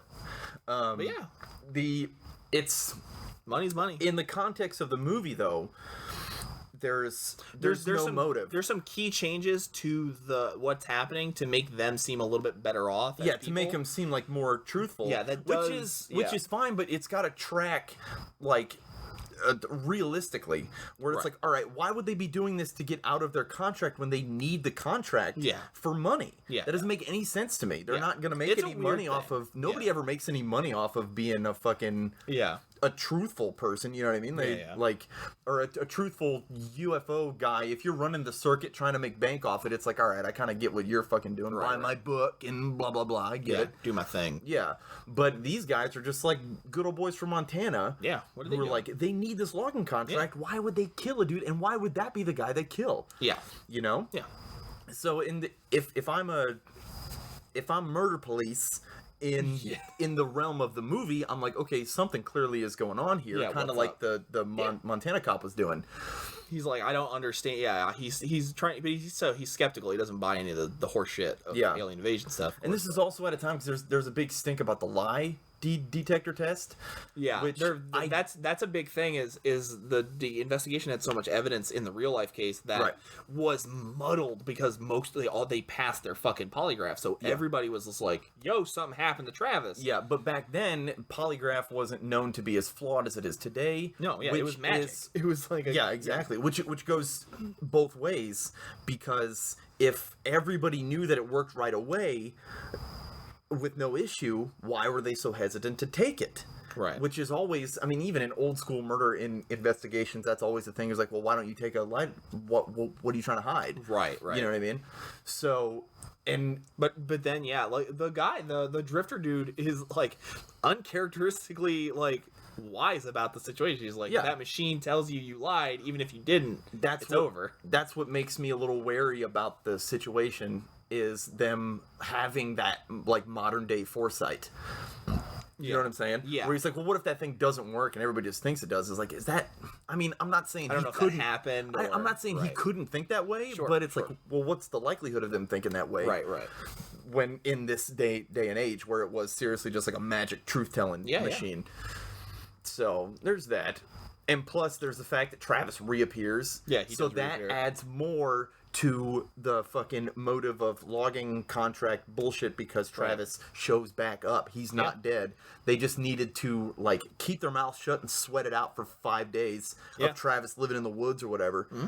And which there's a lot to that where they say that in the movie they say the doctor said you haven't eaten or drank anything in that whole time. Yeah. Although in real life there's a bit of evidence against that. They said that they tested like his urine sample and there was a certain thing that was missing. I can't remember what it was called, but there's a certain thing that was missing from it that would prove his body started breaking down fats. Right. Because he was going 5 days he's going without food. Yeah. Sure. And they were like, that wasn't present, and his urine was like pretty hydrated. So they were like, it looks like he's been fine. Well, you could also say that while he was aboard the craft, they were like nourishing him, and just because he hasn't he doesn't remember eaten anything or drinking anything, like he doesn't have the tactile sensation of eating or drinking. Yeah, that he just is like his brain is going like, I need to eat something right now or drink something, whatever. Mm-hmm. Yeah, that's why he's like chugging out of the sink and shit when he shows back up. Most of the movie, like the whole first act, is them recounting essentially the night in the woods, the event, the event, and being taken. The middle chunk is them dealing with the fallout. and the town turning on them. Yeah. Their like closest friend, because it's a very small town, very close knit community. So them all turning on this group of guys is like, it really affects the lead dude Mike really hard, because he's like, dude, we're all friends. There's that the scene in the church. It's a church. Yeah, I think it's a church. Yeah. He's like, your girls go to school with my. Yeah, it's I went to school with you. Like, I know. It's a lot like if you've seen the Storm, Take Shelter with Michael Shannon. I don't think so. He has like he has like a Noah flood dream, and he starts like compulsively building a shelter because he's convinced something's gonna happen. Right. And there's a great fucking scene because he becomes like kind of a laughingstock in the town. Obviously, everybody thinks he's going crazy. Where it's like a potluck, and he just like a really good loses his fucking mind on everybody. Right. About them not taking him seriously. It's fucking watch Take Shelter. It's actually really rad. Yeah. I mean, Michael Shannon's the man. But yeah, it's a lot like that. That's what I was thinking when I was watching it. Except it's Robert Patrick's fucking beautiful eyes. Yeah, like he's looking so sympathetic. Such and an angelic man. It's so weird too because they're trying to make him gruff with his like beard, his hair. Yeah. And but his fucking beautiful angelic eyes coming through, just piercing into your soul. It's so great. But yeah, it's really once Travis comes back that you get real, like, which I guess is like, it seems longer, but that's probably kickoff of the third act. Is the phone call. That's the end of the second act. Is they get Mike gets a collect call from Travis at a gas station, and they show up. He's just naked, huddled in a corner, which is real. That happened apparently. Yeah. Really? Yeah. And nobody can touch him. He's all freaking out shit. Yeah. Which they said happened, and a lot of people were like, "Yeah, Travis looked real bad." Sure. And a lot of his wounds are consistent with like the descriptions. Like it looked like they'd been inserting shit into his eye sockets. And and that's a fucking like, if this is nose fake, was broken a bunch. If this is fake, they went the fucking distance, man. Right? That's a thing I could have brought up for real encounters, right? Was the Lacerda interview. But anyway, they if this was all faked, they went the fucking distance with as far as his wounds and stuff, because if he faked it, he did that shit to himself. Right. If those are accurate, right. If the movie version of the bruising or nosebleeds and shit around his eyes, and how like in pain and freaked out he was, like the dude, if it's fake, he's selling it. Yeah, he's freaking out randomly, like the syrup sent him on a trip. Yeah, there's the dinner party where he like hides under a table and the syrup hits him. That's what sends it back. Like that's what really triggers his. The goop memory in his mouth is like, he was on a spaceship, because he doesn't remember for a couple days. But that's that's a big. I think that's the 1-2 punch. I think when this was happening, like there was so much stuff that the investigation found that was like probable cause for this to be a hoax. Right. But then passing that polygraph and then Travis like being so convincing, I think that whole town just like completely like flipped on it, and then nobody questioned it ever again. Yeah. Right. It just kind of passed over. Yeah, which I'm not saying that it. I'm not saying that it couldn't be faked. 100%. You know, 100%. But the only real knowledge of it I have to pull from recently is this movie. Yeah. So, you know, it's a little rough to make an actual call on whether it happened or not. Sure. I mean, my stance is known by now. I am a hardcore fan. I am sadly a defeated skeptic. I think everything is bullshit because so much shit has been fake. Yeah. I mean, I can't refute it at all. You know, it's one of those things where I'm like, I want it to be real. Yeah. But my first instinct is going to be, damn it. Well, I just go through like agnostic likelihood of like, I mean, I can't say it hasn't happened. I bet if it did happen, it was on accident. Like they don't want to come here. You know what I mean? Yeah. But so, which kind of means if you're being taken, that's kind of probably not really happening because you're. Yeah. Why are you so important? Why are they're here exactly?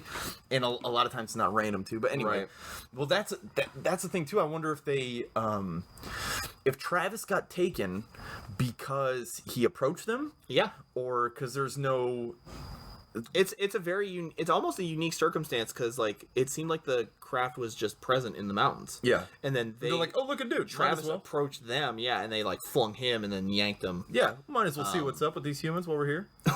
Well, I guess we'll get into that then, because once Travis is like remembers what happened, you get one of probably the best abduction sequence. It is fun, Like yeah. he wakes up in like a Matrix pod. And he's Kind of. like, peel It's himself like out. it's like a weird like membranous cubbyhole. Yeah, it's a weird. We didn't mention that you only see the ship very briefly. Yeah. Through the darkness, it's like very low illumination. It's like lit from inside. It looks membranous. Like Yeah. it looks like It's got tissue. sinew in it. It's weird. Shit. Yeah, it's cool. But yeah, he like goes through this Geiger-esque thing, which is apparently very close to what he described.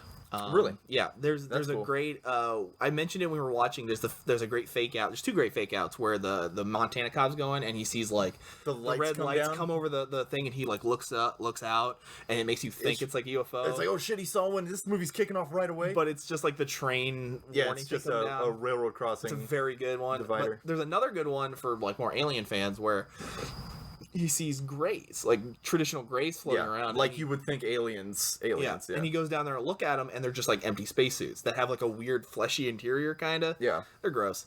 Yeah, they look nasty. Yeah. He is promptly captured, and we can't not much we can go into other than it's a fucking really effectively horrifying experience. It is not good. You don't want to be a part of it. No, and the aliens are cool because they're kind of like pink. They look like I kept calling them turtles out of their shells. Like, Yeah, they do look look really like gross. They look like Koopas almost, or Yeah.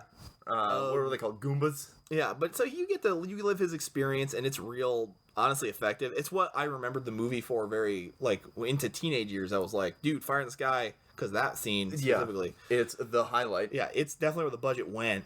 Yeah. And it's mostly what he described it as. See, that's the part that's interesting to me because they're like the aliens having all this tech and all this like a living ship almost, and all this they're using all these weird flesh screens and stuff like Right. that, but they're still having like shitty martial tools Yeah. and like dull scalpels Sure. and like it looks like tech from 12 Monkeys. Yeah. All the like hinges and red lights on it and stuff. Yeah, it that's just future seems it just seems like I don't know, there's a juxtaposition there that I'm not ready to buy. I think. Well, there's a lot of. I thought about that too, but I think there's a weird. It's almost like the problem people are having with like Cyberpunk now, like the game, Right. Where they're like, well, it's supposed to be the future. Why is some of the technology so weird and like not advanced? And it's Like the well, hardwire shit. Yeah, it's mostly because it's like no, it's the future of a setting that was the future in the 80s. Like, Right. It's the future of Well, that and 2020, also which was different, and weird. with all the wireless stuff now, it's still a lot like easier to plug into something. Sure, Like, you don't have to connect. I think it's one of those wirelessly. things where I'm like, this was what 75. His idea of what it's almost biomechanical. Like I almost like it because it sticks out because everything usually is so sterile. Yeah. know. Well, it's kind of what I'm thinking too It's now. like painless surgery. It went in and out. If they know what they're doing enough, it might just be, for one, they might be shitty aliens, like their gear isn't that up to date. But also, it might be it's just easier for them to use this stuff. These tools are easier to upkeep, maybe. And if they said it was Travis is like, oh, their tools are dirty, it might just look dirty to him, and they're made of some kind of crazy metal that just to us looks like rusted metal. Well, or everything something. in there too, like it's all like goop and everything's in like weird pools, and fluids shit. and jelly and bullshit like that. Yeah, who knows? Who knows what's going on? So it's like it might have even been something they're not even. It's not used for what he thinks that it was used for. Sure. You know, they like pick it up and they stick it in his ear, but it does something else. Like they just. Yeah, we don't know. It's quicker to do it with my hand because, for one, I don't really care about the specimen. Sure. They also are shown to like drag him around despite being smaller, which is which is a difference. In the real story, he says he was primarily dragged around by, and he was actually operated on by, like, specifically, like, strapped down and needles were poked in him by other people that were, like, in weird clear suits, like, that were all, like, zonked out. Like, it looked like you think they, like, shutted their brain off and made them drones or something? It was, like, something like, it looks like they've just been in there for so long. Like, these things may have just had a bunch of people. Because, like, he even said he busts in on a pod on accident, and there's just a guy who's clearly been in there for a while. Like, he's decomposing and shit, so. He's still alive, though. Yeah. That's not good. Yeah. He does kind of sit up, and it's weird. It definitely looks like Yeah. It's a nightmare. He almost looks like a not-so-decomposed version of the Return of the Living Dead lady, who's like, yeah. It hurts like that to same, be alive. I can feel myself rotting. It's that same puppetry, but it's like, it's got skin on it and stuff. Right. But, what was I gonna say? Fuck. That's a thing too that they go into in some alien encounters, is like there's people up there with them. Yeah. Sometimes it's people in like military outfits. Yeah. You know, that goes back to the Eisenhower bullshit. Like there's a deal going on, like the military knows about it and just don't care. Right. But also the getting drug around by people, because they might just have either it's people that they've brainwashed, so it either makes their labor easier, or it's supposed to make the specimen more comfortable and less likely to freak out because it's like people doing it. Yeah. So maybe that's a part of it. It's just a weird. It's a change in the. I assume it's a change just to make the story a little bit more, just to streamline it. Less shit you have to think about. Yeah. Because then that open doors. You're like, well, wait, there's people. He has written a book. You can read the book Fire in the Sky. Right. I think it's called Fire in the Sky. I think so. That'd be so weird if they pulled his name out of nowhere and then never said it. I mean, it's a cool name. Yeah, it's pretty rad though. The movie's pretty rad. There's just not like, it's very cut and dry. Right. There's not much we can really like honestly discuss. Other than how, like I said, effective it is at telling this.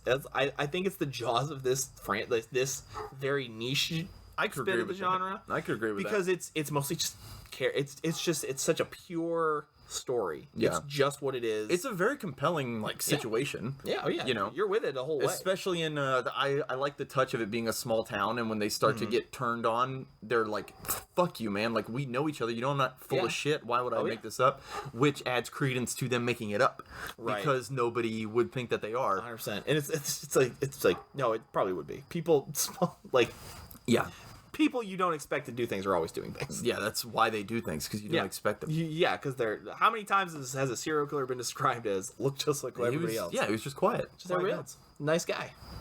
Wouldn't expect a thing. Yeah, but he's only nice because he didn't murder someone in front of your face. Right. He just didn't call you a fuck nut, like from across the fence, like, "Hey, fuck you, Bill." You know, there's a thing we didn't talk about. There's the press keeps like harassing them, and there's that guy from afar, the American, what was it?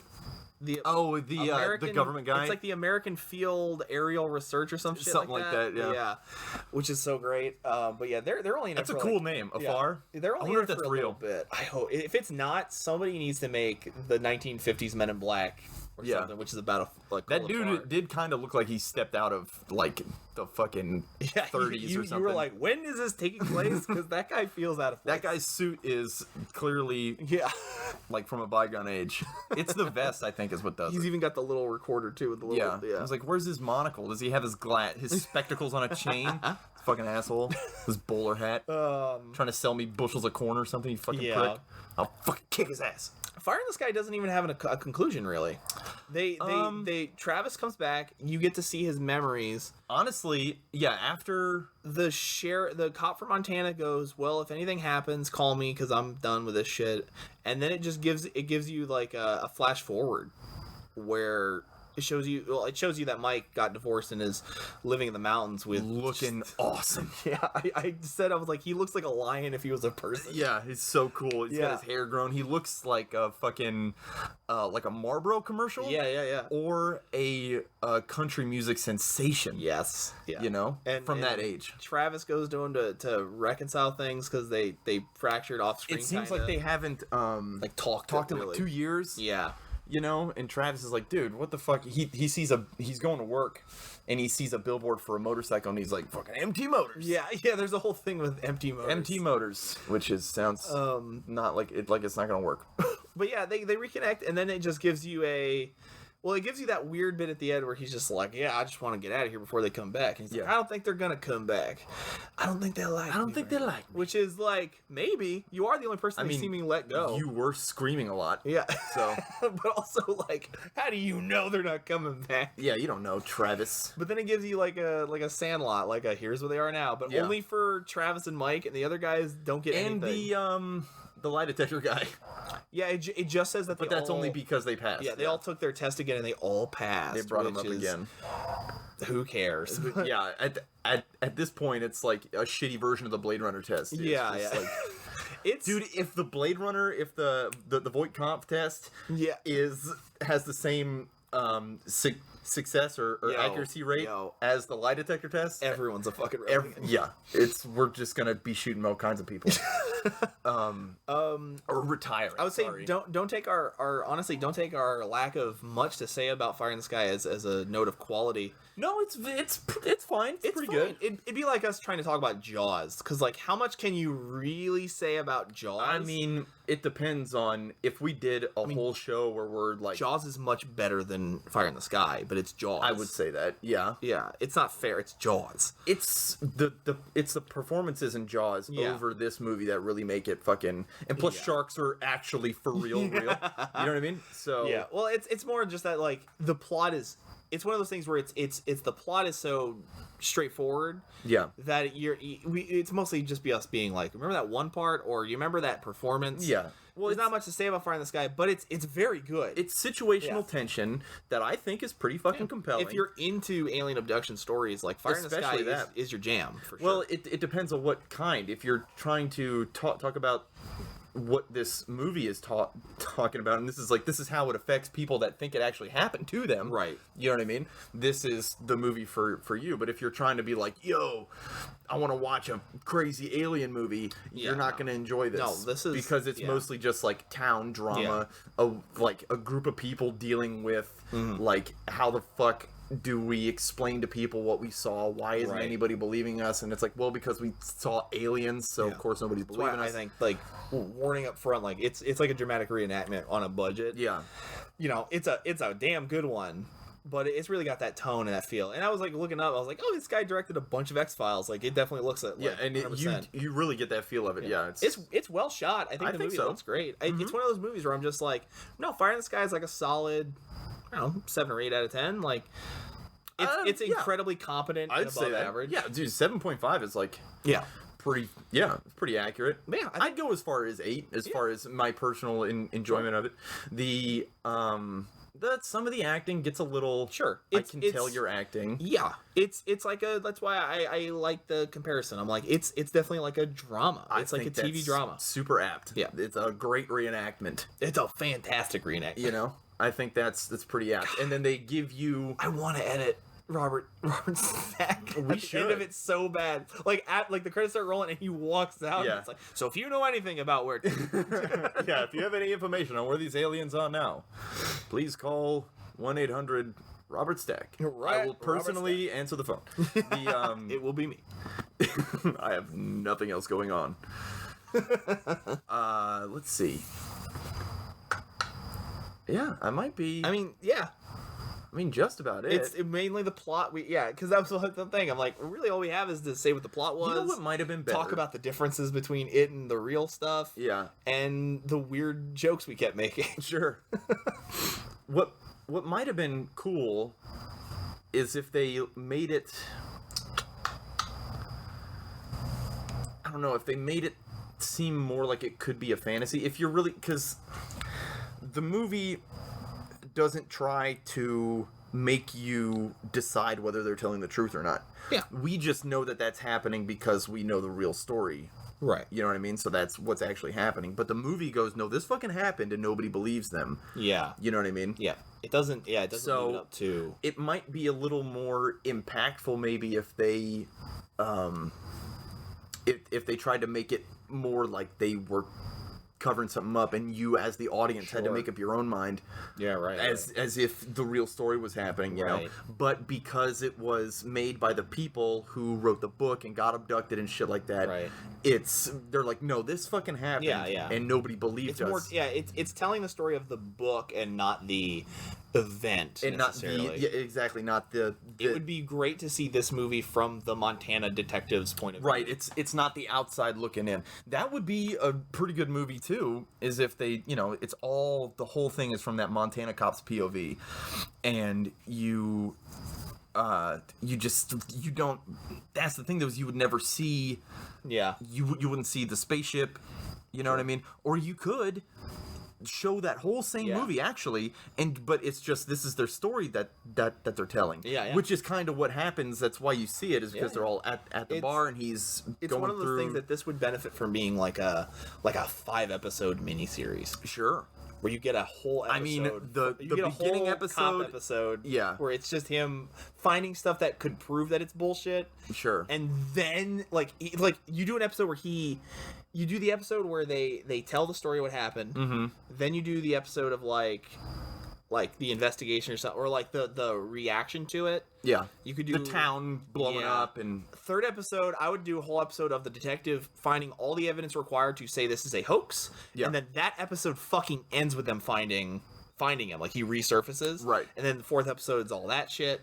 That's interesting. Yeah. That's cool. Because then you could do a thing where you're like, oh shit, it's all fake. Oh, damn. And then no, he's not. He shows back up. He's alive. He shows back up naked and wet, Perfect huddled in a ending corner. sting, Yeah. like cue True Detective song. Absolutely. That's cool. Even then, a True Detective season where it's a detective doing a missing persons case, and they come back halfway through and they're like, "Yo, I was taken by abducted by aliens." aliens. And then Russ Cole is just like, "Is that right?" You know, Q fucking some kind of like trance country. Yeah, trance country. That's where I live, baby. Trance country. But yeah, because there's definitely a way to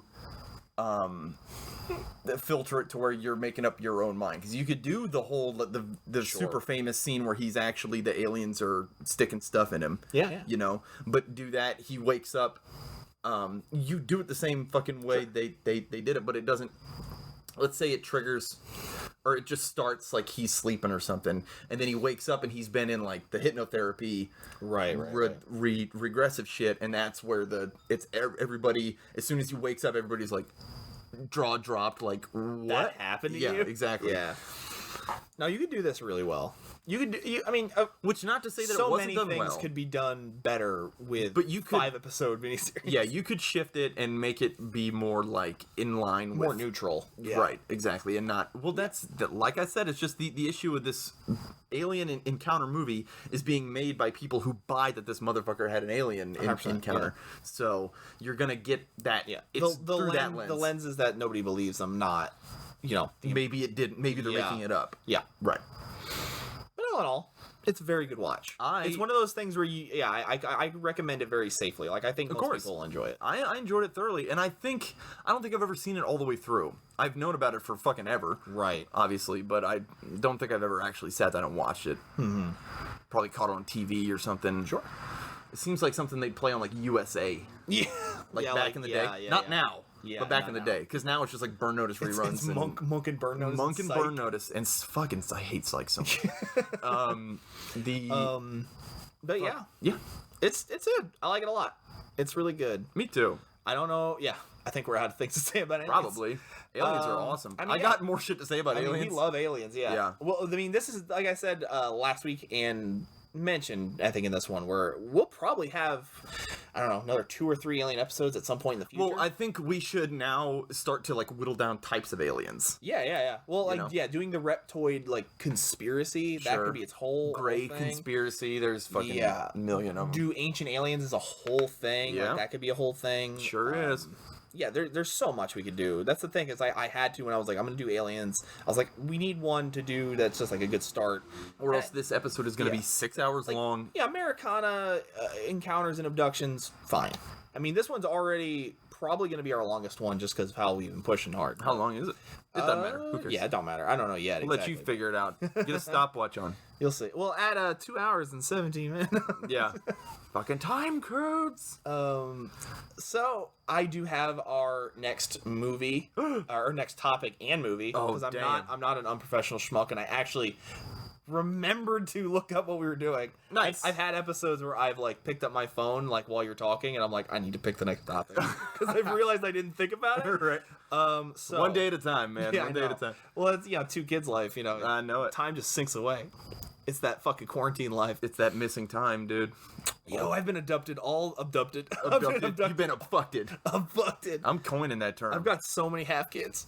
Oh, dude. But yes, our next topic will be witchcraft. Witchcraft. Yes, witchcraft of all sorts. No, I'm not going to limit us this time. Well, I mean, that's a little more honed, so sure. Witchcraft of all types, witches, which originally I was going to say witches, but I think witchcraft. I chose witchcraft because the movie we'll be watching Is The Craft. no. We should watch The Craft. Let's is do it. the 1989 classic Warlock. Warlock. Do it with Jack Nicholson? No. What is that one I'm thinking of? The Witches of Eastwick, maybe? Yes. With that's that Jack one. Nicholson Yeah, as the no, warlock of their group? No, we're watching Warlock, which it does have a male. It does have a male witch, but Warlock is very cool. It's got a lot of. It adheres really, really strongly to weird old witch wives' tales that we Cool. used to make up for him. But we'll get to it when we watch it. But yeah, so get in on that witchcraft. Watch Warlock. This is probably going to be a fun study. Oh, it's gonna be a fun one. I hope. Because this is something I've come across witchcraft stuff, but I don't really rabbit hole on it. Right. So I'm a sci-fi guy Right, at heart. right. I'm a sci-fi guy. Time travelers, aliens, like we were saying. Sure. Look up, also, listeners out there, look up the Lacerta interview. Yeah. Lacerta, Lacerta. And it's apparently a dude, this reptilian shapeshifter was like, you're pretty cool. Yeah, I'm gonna let you talk. Womp. Yeah. Ask me anything. Yeah. And this guy did. And whoever did that, if it is truly a hoax, he fucking should have wrote a book. Where is our interview with the vampire?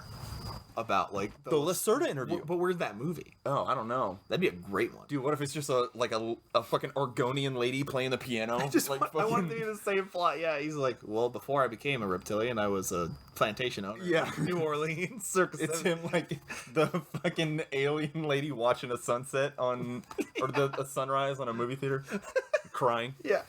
That's a great movie too. Interview with a Vampire. Oh yeah. I love that movie. But that's all we have to say about aliens tonight. That's all. You can find us again on social media at themidnightour.libsyn. At the You can scariest find us- hour. Well, our Libsyn is still Midnight Hour. Oh, the Jesus. URL. What a mess this whole thing is. Dude, I'm telling you. But you can find us. You can find us at The Scariest Hour on Facebook. You can find us at our YouTube channel, The Scariest Hour Friends of the Paranormal. Still on Spotify, but I don't know if that's gonna go I think there. Spotify's a wash, dude. Yeah, at this point, one day I'm gonna check it and it's all gonna be on there, and I'm not gonna know what the fuck I did differently. Right. Yeah, please check us out, comment, talk, begin a discourse. I'd love, again, to start getting suggestions for episodes. That'd be cool. It'd be nice, yeah. Just having other people comment their thoughts on the things we're talking about. I mean, yeah. I mean, okay. It's I will say, though, if this is the one, I'm scared. you know what I mean? I'm scared of us popping off and our comment sections being nightmares. Well, I mean, look. There's, especially with aliens, dude. Yeah. There's some floodgates can seriously be opened. Yeah. And will never be shut. Yeah. You know, aliens are hardcore. There's some hardcore folk out there who are It's into one aliens. of the biggest. I think it's one of the biggest like supernatural communities. It's gotta be. Yeah. Well, because the people in the community don't believe it's paranormal or supernatural. I think it's fact. They're just out there. Yeah. And you're an idiot for not believing it. Just because you're paranoid, don't mean they're not coming to get you. That's what I say. 100%. But that'll be it for us tonight. That's all, baby.